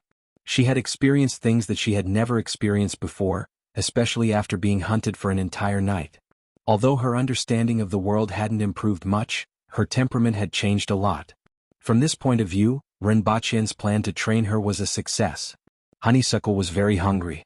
She had never been so hungry since she was young, and her stomach felt like it was overturned. However, she had to find her small wooden sword first. After this night, she suddenly understood that only that toy could protect her in the outside world. After spending some time finding the wooden sword, Honeysuckle wanted to cry again. This time it was because she was hungry. Her stomach was even hungrier. Furthermore, she missed her father and mother. However, solving the problem of her stomach was more important. Although her snacks were thrown away, Honeysuckle still had a certain amount of wilderness survival experience. She had honed her skills in the garden of the palace. Butterflies? Eat them. Flowers? Eat them. Aphids? Eat them. Cicadas? Honeysuckle. Honeysuckle was in a small forest. She walked in circles, grabbing insects, flowers, and a pitiful number of berries and stuffing them into her mouth. After spending half a day, she finally felt less hungry. Honeysuckle then followed the original path. She wanted to return to the palace. She had to find the previous city before she could take the train back. The outside world wasn't as fun as she thought it would be. Not everyone was as friendly as the people at Shanhui House. However, she didn't know how far she had run last night, but she soon got lost. Honeysuckle was at a loss as she looked at her unfamiliar surroundings. After standing there in a daze for a long time, he could only choose a random direction to walk in. Behind her, the man who had watched her being chased and beaten for an entire night landed near Deacon Lin's body. With a cold smile on his face, he crushed Deacon Lin's head before continuing to follow behind her. Although the little princess was still very young, he realized that the little princess had improved a lot in one night. In the beginning, he did not have the strength to fight back and only knew how to swing the door around randomly. Later on, he gained some skill and even deliberately revealed flaws. It was a world of difference. The growth of the little princess excited him. After all, the little princess's starting point was already so high. Coupled with her speed of growth, he believed that the little princess would become a strong person not weaker than His Majesty in the future. Witnessing the growth of such a powerhouse, even if it was just a small part of it, was enough to make him proud when the little princess grew up. The wild dog curled up into a ball. At this moment, he and the other three were all tied together, with bruises all over their faces. "Brother Go, tell me, how could you have made such a mistake?" The ugly man complained gloomily. Yesterday, when the few of them sent the little girl over, they went back to discuss what rewards they could get and imagine the future. They did not expect to be caught in the middle of the night. First they were beaten and kicked. Then they told everything about the little girl and were thrown here. It was said that they would wait for Deacon Lin to come back before dealing with them. Wild Dog's face was gloomy. His eyes were filled with madness and viciousness. In his heart, he was thinking about how to take revenge on those people last night. He also wanted to take revenge on the restaurant owner. That little girl was actually a master. Why didn't anyone tell him? But before that, he still had to lie down like a dog and beg Deacon Lin to let him go. At most, we made a mistake this time. When Deacon Lin comes back, he will at most punish us. It's no big deal. Although Wild Dog hated the man who was blaming him, he still had to comfort them. It's not the first time we did this. If we are punished too heavily, what would others think? Who would dare to risk their lives? Brother Go is right. Another man said with a face full of bad luck. Now they just had to wait for Deacon Lin to come back. However, from midnight to the afternoon, there was still no movement from Deacon Lin. Deacon Lin won't be in trouble, right? The few of them became more and more uneasy. The ugly man kept talking. Less nonsense. What can happen to Deacon Lin? There are not many people in Jianghu City who can beat him. Wild Dog scolded. It's been so long, why hasn't he come back yet? He must have been delayed by something. The few of them could only wait. However, they did not see Deacon Lin. Instead, they saw the gang leader, Fu Zizai, who came out of seclusion early. The few of them were directly thrown to the ground. Sitting in the seat of honor was old Fu, who had just come out of seclusion. He was more than 50 years old and had dark skin. He held a cup of tea in one hand and looked at the few of them with an expressionless face. Tell me what happened. The few of them were startled and hurriedly told the story again. Gang leader, that little girl is very pretty. I, Wild Dog, have never seen such a pretty girl in my life. I asked her and she is actually called Erhua. Listen, is this the name of a child from a rich family? I wanted to give her to you as a show of filial piety as a maidservant. Who knows what happened after that? Until now, I still don't know what happened. Wild Dog tried to express his loyalty and extricate himself from the matter. This way, the gang leader would let him go on account of his hard work even if he didn't make any contributions. Otherwise, everyone in Jianghu City knew how vicious and merciless the gang leader was. A little girl with no background. You can't even take down a few dozen people? Deacon Lin has been chasing you for half a day and still hasn't returned? There's no point in keeping your eyeballs. Old Fu's words were filled with the stench of blood, causing the few of them to be scared out of their wits. Gang leader, we really don't know anything. We are just loyally working for the gang.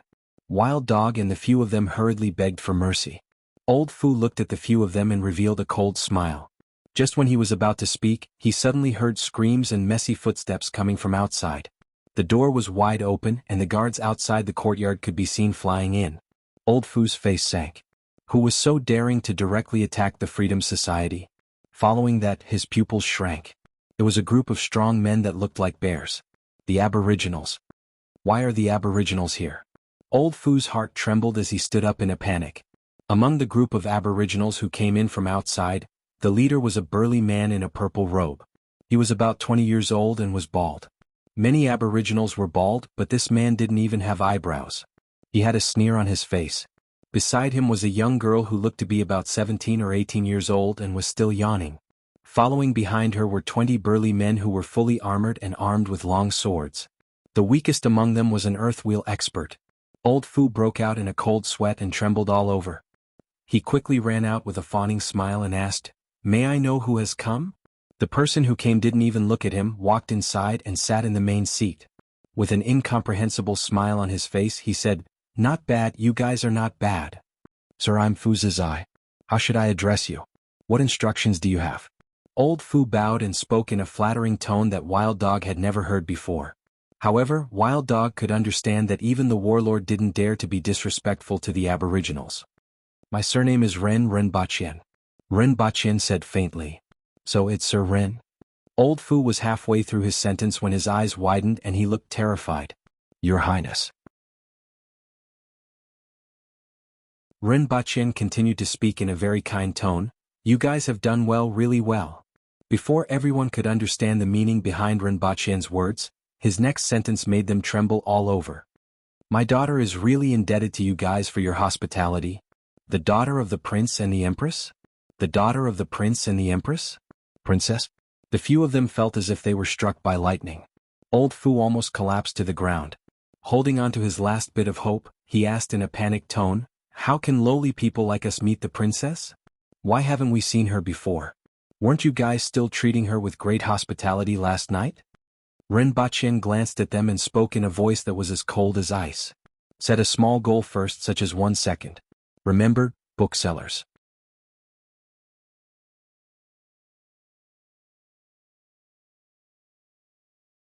Chapter 1067. Ren Bachien's words scared them out of their wits. In Wild Dog's heart, their powerful and ferocious gang leader was trembling like a sieve. Guangxia Literature Network. Your Highness, I just came out of seclusion. I don't know anything.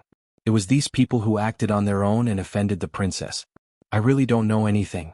Old Fu's face was full of panic and despair. "It doesn't matter." Ren Bachien waved his hand. His simple and calm words gave Old Fu a glimmer of hope. However, the next sentence sent him into an icy abyss. "Money, power, and women, you have enjoyed all that you should have, so you have no regrets in death. When I came here, I asked someone to inquire about what you have done over the years so you won't die unjustly," Ren Bachien said in an extremely calm voice. He didn't even look at the people below him. Bean-sized beads of sweat rolled down Old Fu's forehead. His lips turned pale, and his eyes were filled with fear and unwillingness. However, in the next second, Old Fu suddenly jumped up, broke through the roof and fled into the distance. He didn't dare to attack Ren Bachien and only hoped that he could escape. It wasn't impossible. Although Ren Bachien had brought earthwheel experts with him, it was common knowledge that the Aboriginals were very strong, but their explosive speed was relatively average and their body techniques were even worse. If it were just these guards, it wasn't impossible for him to escape. However, Ren Bachien didn't only bring the winged cavalry. Ren Bachien got up and rubbed the head of Lin Xiaola, who was dozing off, and said, "Get up and get to work. Bring him back alive. I will add a chicken drumstick for you tonight." She was the cheapest spirit wheel expert. Lin Xiaola slapped Ren Bachien's hand away and leaped out of the roof that Old Fu had smashed open. Within a few minutes, she returned with a black-faced and trembling Old Fu. "Your Highness, kill them all?" The guards who came with her showed a sinister smile. "Hang them. Set up a row of poles in front of the door and hang them all." Ren Bachien's words decided the fate of everyone in the Freedom Club. The people of the Yun Nation wouldn't be dissatisfied with killing a gang like the Freedom Society that did all kinds of bad things. Instead, they would be grateful. If they were all hanged outside, it would serve as a reminder to everyone.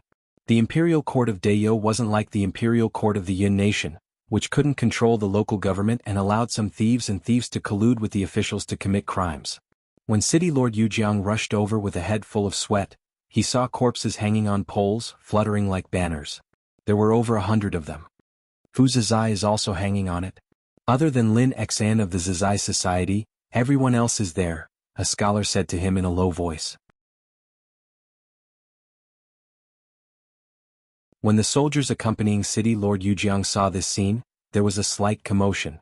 Everyone be quiet and wait here obediently. City Lord Jianghu turned around and gave the order. He tidied up his clothes and hurriedly entered the Freedom Society's lair. He couldn't help wondering why Zhao Prince Consort was here. He was almost scared to death when he heard that Zhao Prince Consort had come here and was heading straight for the Freedom Association. When he saw the corpses hanging outside, he knew that the Freedom Society must have somehow offended this top figure. Otherwise, a small power like the Freedom Society wouldn't have caught his eye. The question was, how did these rats provoke him? A moment later, Rinpoche saw him. Yu Qingdong pays his respects to your highness. He glanced at him and said faintly, your Yujiang city is really a place that harbors evil. Don't tell me that you don't know? I'm guilty of dereliction of duty. Yu Qingdong didn't dare to defend himself. He lowered his head and didn't dare to wipe the sweat from his eyes. Rinpoche was just giving him a warning. He knew that these rats could be found everywhere. Once a batch was killed, another batch would pop up. Besides, other than the Freedom Society, everything else in Yujiang City was in order. Yu Qingdong was considered a talent, so he naturally wouldn't make things too difficult for him. It's good that you know that you are guilty. If there is a next time, I will only see your head. Yes. I know my mistake. Yu Qingdong repeatedly responded, even though he didn't know what Rinpoche meant by, there is a next time. Rinpoche asked his men to bring a few boys and girls between the ages of 4 and 10. Everyone was full of fear. Rinpoche looked at them and couldn't help but give them another warning. This Freedom Society abducts and deceives children just to dig out their hearts to drink. Such people can actually live until now. Yu Qingdong's forehead was sweating again. It's my dereliction of duty. You even dare to have designs on the princess, huh? Rinpoche sneered with a murderous look. Yu Qingdong almost collapsed to the ground when he heard this. The princess came to Yujiang City? The Freedom Society dared to have designs on the princess? If I knew that you were so eager to die, I would have sent you to the netherworld. I will spare your life this time. Send these children to settle down and find their families. Rinpoche waved his hand. Yu Qingdong made arrangements for these children and held a banquet at the warlord's residence. This time Rinpoche didn't refuse. After giving them a warning, he met with the local officials at an appropriate time to let them do their work with peace of mind. Although he came for Hua, he also had to represent the court's attitude. The next evening Rinpoche stood on the second floor of a restaurant on Guan Road and looked down. Hua was right below. At this time Hua was dirty, had stains on her small face and her clothes were a little torn. Most importantly, she was surrounded by a few young beggars. Rinpoche didn't expect that in one night, Hua would actually recruit a few young beggars and become the chief of the beggar sect. It was said that in a temple outside the city last night, Hua snatched the sleeping quarters of a few young beggars and showed off her skills. She was immediately regarded as a celestial being by those young beggars. In the alley diagonally opposite the restaurant, 2 flower and 5 little beggars were facing 3 or 4 adults. Both sides were talking about something, and it seemed like they were fighting over territory. Among beggars, this kind of situation was very common. Hua didn't know what the other party said, but she seemed very angry. She then rushed over and punched and kicked those beggars to the ground before leaving the alley with a few cheering young beggars. The princess has finally learned to talk with her fists. The imperial guards standing beside Rinpoche were so touched that tears almost fell from their eyes when they saw this scene. These imperial guards had watched Hua grow up. In the past she only used her fists to cause trouble, but now she had finally learned to fight for territory with her fists. Rinpoche's mouth twitched. Was this something to be happy about? However, looking at Hua's dirty appearance, Rinpoche felt a little suffocated and distressed. Although Hua often rolled on the ground and dug tunnels in the palace, making her look like a muddy ball, that was completely different from what she was doing now. Rinpoche really wanted to rush down now, give Hua a good bath and let her have a good meal. He thought that she hadn't eaten well for the past few days. However, he suppressed this urge because he wanted to see more.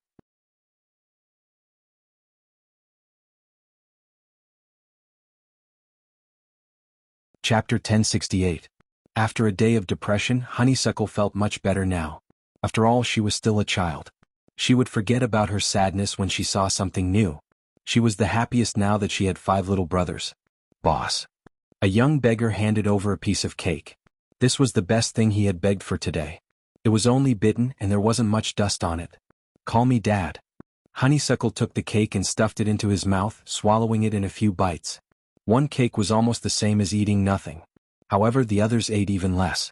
Honeysuckle's eyes began to wander around a mouse that was peeking its head out in the corner of the dilapidated temple. His face revealed a greedy expression. However, half of that fellow's body was still in the hole. He had to wait for it to run out before he could make a move. Dad. The young beggar didn't have any moral integrity and immediately changed his address. To him, surviving was the most important thing. As for moral integrity, as long as he was given a bowl of porridge, he would be fine with calling him Grandpa. Moreover, this new boss was very powerful.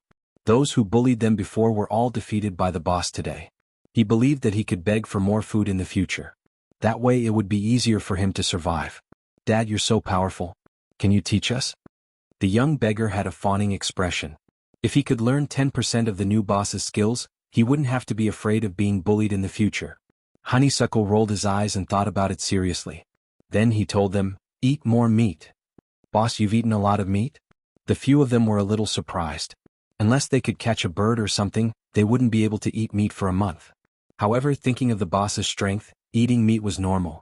However, those rich families in the city could also eat meat. They didn't see anyone as powerful as the boss. Call me Dad, not boss. Honeysuckle corrected them firmly. Then he asked curiously, is it not normal to eat meat?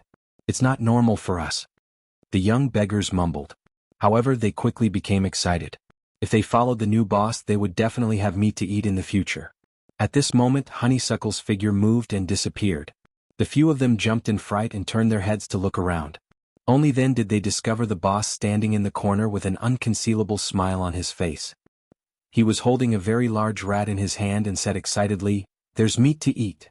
Not far away, on a tree in the darkness, the few people in the temple could be seen. Rinpochen put down his binoculars and felt a toothache when he saw Lu Hua holding a mouse and sitting back in his seat. He then discussed with the others how to eat this mouse. The rats in the Yun nation were different from those in Dayo.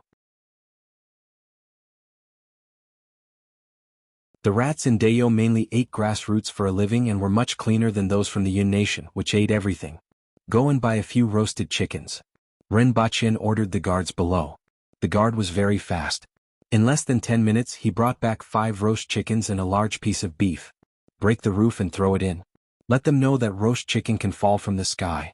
Don't let Hua find out. Otherwise I'll deduct your allowance, Rinpochen instructed as he raised his chin. Only Lin Xiaola was qualified for this task. With the speed of the aboriginals, the roof would probably collapse if she jumped onto it. The guards below found it a little funny.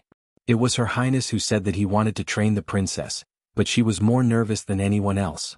However, they still kept an eye on the situation in the temple. Lin Xiaola waved her small fist at Rinpochen and stuffed a chicken leg into her mouth. Rinpochen kept staring at her with a murderous gaze. Hua was still hungry, yet she actually snatched his chicken leg? Do you still want to get paid in the future? After eating the chicken leg, Lin Xiaola landed on the roof of the dilapidated temple and found a gap to throw the bag of food down. Before Hua could rush out to check, she had already disappeared into the darkness. A moment later, there was a burst of cheers in the dilapidated temple. For the next few days, Rinpochen and his men kept an eye on Hua in the dark. During this period, Hua always felt that someone was watching him and almost discovered Rinpochen and his men a few times. Hua has even learned how to counter surveillance. Rinpochen hid behind the window of a restaurant with a gratified look on his face. Well, Rinpochen's perception was purely an illusion. After all, the gazes of this group of people were too fixed on him.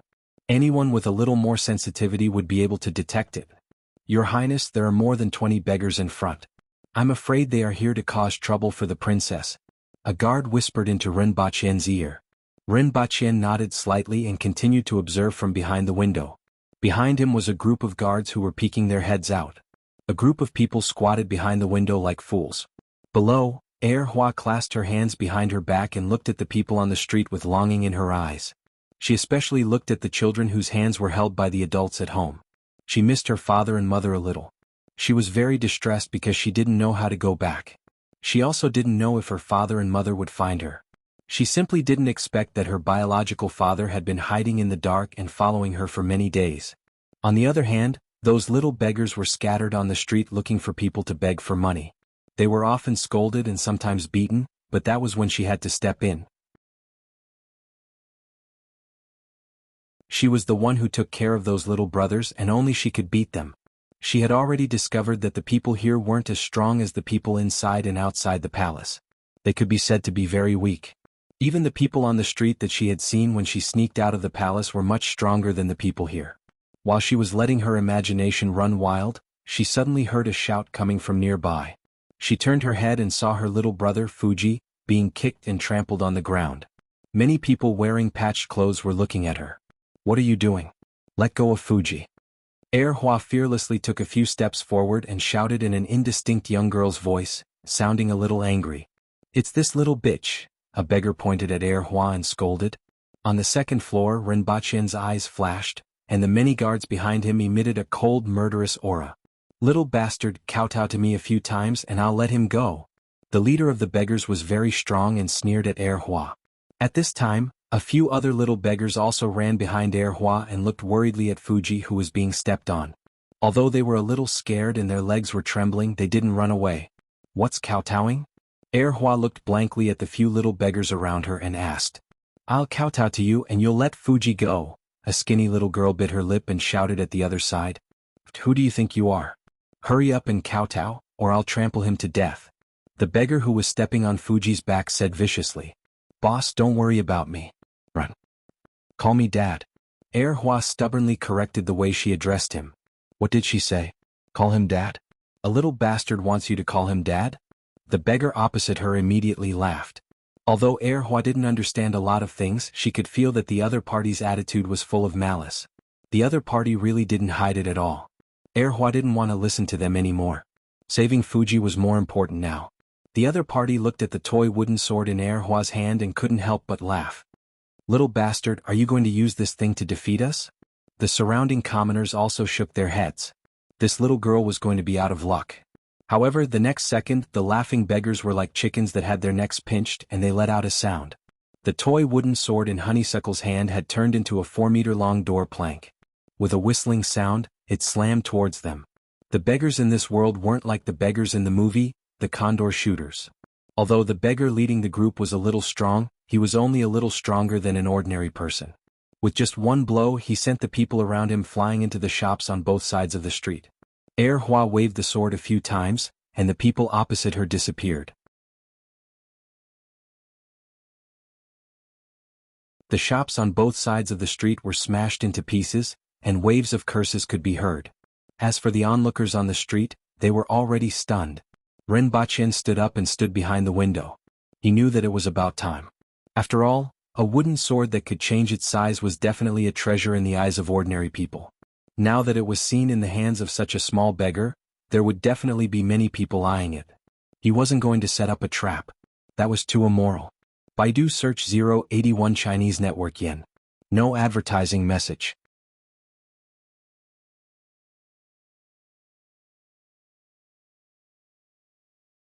Chapter 1069. In the eyes of 99% of the people, the wooden sword was an incredible treasure. After all, a weapon that suddenly grew an inch, a foot, or even 10 feet could kill the opponent. However, in the eyes of a spirit wheel expert who had condensed a heaven-grade weapon, it was just a toy. The condensed heaven-grade weapon was a part of the owner's body and was equivalent to an extended limb. It was completely connected to the owner's mind and had all kinds of unique functions. Being able to grow and shrink was just a very common characteristic. Renbaqian felt that letting Hua wander around the streets with a treasure in the eyes of others was akin to fishing. He was ready to bring Hua back at any time. However, to his surprise, none of the experts had any designs on Hua. All of them obediently stayed in their sects and didn't step out of their doors, as if they had transformed into homebodies. Only 2 man-wheel experts who weren't afraid of death went to find trouble with Hua. Then the imperial family had 2 more members. Renbaqian got someone to ask around and realized that the news of him being here had long been known by those well-informed sections. This place wasn't far from Jianghu City. The members of the Freedom Society were still hanging on the wooden poles to dry, and the sects were all extremely well behaved. No matter how good a treasure was, it still required one's life. Under such circumstances, Rinpoche waited for a few more days. He watched as Hua gathered more than 50 people and unified half of the beggars in the city before appearing in front of her. Hua sat in the dilapidated temple in a daze. Now that she had more than 50 subordinates, she naturally didn't need to go out and look for food anymore. She didn't understand what it meant to fight for territory or to gather subordinates. In fact, these people took the initiative to come to her and became her subordinates after being beaten up by her. However, there was more food than before, which made her very happy. Her face wasn't as dirty as it was a few days ago and was now very clean. She was still wearing the same clothes that she came out of the temple, but they had been washed and mended. There were 2 bonfires outside the dilapidated temple with 2 broken pots on top. The beggars threw the things they begged and some wild vegetables into the pots to stew. The surrounding people glanced at the big pots from time to time and then at the dazed young lady sitting in the temple. Although they were reluctant at first after being beaten up by Hua, they also felt that there was nothing wrong with following such a powerful boss. People like them, who lived at the bottom of society, were even lower than rats. Who knew when they would die on the streets? Starving to death, being beaten to death, or even being bitten to death by other people's pets, no one cared. And a boss who could stand up for him would at least be able to avenge him. Especially since Boss was still so young, he would definitely become more powerful in the future. However, many people knew that their boss was different from them. Just by looking at the clothes she was wearing, they knew that it wasn't something an ordinary person could wear. Perhaps Boss had accidentally ended up here and would leave soon. In that case, they would have to continue living their previous lives. It's done. Let's eat. The girl who had been stirring the pot with a stick cheered. She found a bowl and scooped a big bowl for Honeysuckle. Although the bowl was a little broken, it was the best one around. Just as everyone was lining up to scoop food out of the pot with broken bowls, the sound of heavy footsteps attracted everyone's attention. A bald man in a purple robe walked out from the darkness. His steps were slow but steady, giving everyone a great deal of pressure. Following his appearance, several ferocious-looking burly men appeared in front of everyone. Even if they didn't introduce themselves, everyone would still be able to recognize them. Aboriginals. They used to be barbarians and were now the masters of the Yun nation. What were they doing here? Everyone was a little panicked. Wherever these aboriginals appeared, there would always be massacres. Even the bravest people didn't dare to step forward and ask why they were here. Everyone was pressured by the other party's footsteps and couldn't help but retreat. Many people looked at the girl in the temple to see what she would do. When they looked over, they only saw the girl's face full of surprise. Father. Honeysuckle ran into Rinpoche's arms in a flash, and tears fell down her cheeks. Although she was the one who ran away from home, she missed her father and mother very much. Rinpoche took Honeysuckle's head hammer and punches on her chest. He patted her head and looked at everyone, causing them to lower their heads involuntarily. Everyone was shocked. What did Boss say just now? Father? This aboriginal youth was Boss's father? Boss was an aboriginal? Rinpoche's stomach hurt from Honeysuckle's hammer. He put his hands under Honeysuckle's ribs and picked her up. After carefully sizing her up, he gritted his teeth and said, "Have you grown up? You even learned to run away from home?" With reddened eyes, Honeysuckle kicked Rinpoche and asked, "Why did you only look for me now?" This time Rinpoche's stomach really hurt, and his head kept twitching. He held his stomach with one hand and groaned. "You didn't even leave a note. Where can I find you? It's good enough that I can find you. Otherwise, you can only be the chief of the beggar sect." Rinpoche didn't mention that he had been following Honeysuckle for half a month. Honeysuckle was a little embarrassed and hit Rinpoche's head again. She bumped into his arms and said, "I miss my father and mother. Let's go home then." Rinpoche patted her back and said softly. Honeysuckle had suffered a lot during this half a month, and educating her was something to be done when they returned home. "Okay." Honeysuckle nodded and jumped out of Rinpoche's arms. She took a few steps back, stretched out her hand and drew a circle behind her. "They are under my protection." "Do you know what protection means?" Rinpoche couldn't help but tease her. "They pay me protection fees and I stand up for them." Honeysuckle raised her small face and said proudly, "Who taught you that?" Rinpoche raised his eyebrows. "Oh, there wasn't such a thing. Brother Rinxia." Rinpoche sneered. "That guy was dead meat." Honeysuckle seemed to have thought of something and suddenly ran back to the rundown temple. She came out with a broken bowl and raised it in front of Rinpoche. The best is for Dad. Rinpoche immediately beamed with joy. In the past, Honeysuckle never shared any with him when she was eating rats. It had only been half a month and she was already so sensible. He took the slightly greasy bowl and looked at the messy things inside. There was also a strange smell. Even though Rinpoche didn't want to eat it at all, he looked at Honeysuckle's expectant eyes and tilted his head back to pour it in. It had to be said that this was a kind of happy pain, or a kind of painful happiness. Rinpoche's stomach churned after pouring the bowl into his mouth. He had never eaten such terrible food since he was young. However, he still smiled at Honeysuckle in appreciation. Then, he looked at Honeysuckle with a black face and excitedly ran over to fill another bowl for him. Rinpoche handed the bowl to the guard behind him and said to Honeysuckle with a smile, "Everyone has been looking for you for the past few days. They have been working very hard and are still hungry." The guard who took the broken bowl was at a loss. He wanted to say that he was full, but he pinched his nose and swallowed the food when he met the little princess's clear gaze. Honeysuckle then apologized to the guard behind him and said, "They haven't eaten yet. This is all. It's okay, we can still hold on for a while." Everyone felt as if they had heard the sound of nature, except for the guard behind Rinpoche who looked bitter and thought, "Why am I so close to him?" Rinpoche patted Honeysuckle's head and said, "All right, your queen misses you very much. It's time to go back." Okay. Honeysuckle nodded happily at first, then turned to look at the people behind him and asked, "Are they coming along?" First, set a small goal such as 1 second.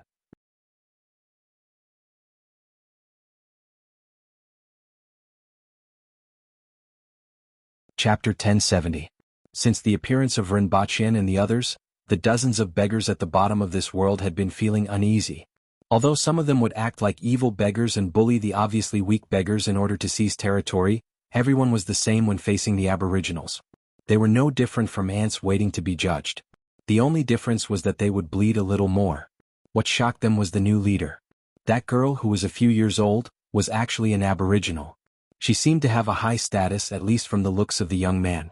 Then they saw the leader give the young man, who looked like a big shot, a bowl of soup that they and the others drank, which made them feel a little ashamed. After all, the leader seemed to be someone with status, yet he actually drank such unpalatable food with the beggars. Furthermore, the young man really drank a bowl of soup, even though he looked terrible. Everyone could understand that the new leader was going back with the young man. Although they were envious, the new leader was obviously from a different world from them. However, what surprised them was that the new leader, who was a few years old, actually wanted to take them and the others away. At this time, they were like people waiting to be judged, and their hearts were tangled with excitement and apprehension. Rinpoche touched Honeysuckle's head and said, "They have their own lives and I will give them a chance to live like humans. However, your world isn't suitable for them and their world isn't suitable for you. Do you understand?" The beggars weren't very disappointed after hearing Rinpoche's words. This was to be expected, wasn't it? Furthermore, the other party said that he would give them a chance to live like humans, which made them a little excited. If possible, who wouldn't want to live like humans? They are under my protection. They call me father. I want to take them with me. Honeysuckle didn't want to give up on his subordinates. Rinpoche raised his eyebrows. The imperial family suddenly had so many people, and he would be beaten up again when he returned. However, this was also an opportunity to teach Honeysuckle. They are too weak and can't adapt to life in Lan City. Even a child is stronger than them. They will be bullied and have a hard time living. Although you have good intentions, only here is suitable for them. The people here are also weak and they won't stand out here. This is their world. I'll protect them. Honeysuckle waved his arms stubbornly. Rinpoche raised his eyebrows. All right, there was still no such thing. Rinpoche raised his head and scanned the crowd before lowering his head to look at Honeysuckle. He sighed and said, "The capital still lacks some janitors. If they go there, you will still see them." Rinpoche comforted Honeysuckle, stood up and said to everyone, "After this, I will send all of you to the capital to clean the streets. You will be paid. Although you won't be able to earn a lot of money, your life will be better than it is now. At least you won't starve to death. If you don't want to go, you can leave. If you want to go, stay. Those who are still here tomorrow morning, someone will escort you out." Initially, Rinpoche was prepared to find a random merchant association to leak some information to give these people a living. From his point of view, this was the most suitable method. However, since Honeysuckle insisted, he would let them go to the imperial capital. There was no need to say more. These people were just an insignificant part of Duo Hua's growth. Alright, let's go. Ren Baqin patted Honeysuckle, took her hand and left. I'll go and see you. I'll take care of you. Honeysuckle turned around and waved goodbye to everyone. The others weren't as naive as Honeysuckle and knew that their worlds would probably never cross again. Although the beggars couldn't bear to part with her, their eyes were red as they bit their lips and watched Honeysuckle leave. They all knew that they weren't from the same world. Rinbachin brought Honeysuckle back to the inn and let her take a bath before changing into a new set of clothes. He had prepared all of this beforehand. The next day an imperial guard was left behind, and everyone returned to Jianghu to board the train. This trip lasted for half a month. The Empress was very unhappy with the phone calls these past 2 days. However, Rinbachin was in a good mood. Honeysuckle had grown a lot in this half a month. Sure enough, he couldn't let Honeysuckle play in the palace all the time. Through learning she could grow faster. Why did you let them call you father? Rinbachin asked curiously. He was very curious about what Honeysuckle was thinking. Honeysuckle took a sip of her saliva before replying in an indistinct, girlish voice, I'm father, so I can beat them up and they can't fight back. I can also let them copy the 3-character classic, and they have to listen to me. Rinbachin's mouth twitched. Was this her definition of father? Well, it seemed like it was indeed his doing. He then seriously educated her, the next time you beat someone up you can let them call you father. Father is my special title.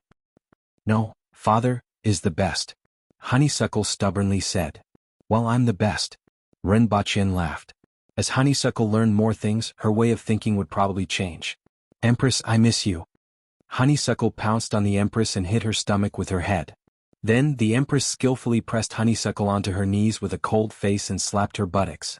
After slapping her more than a dozen times, the expected crying didn't come.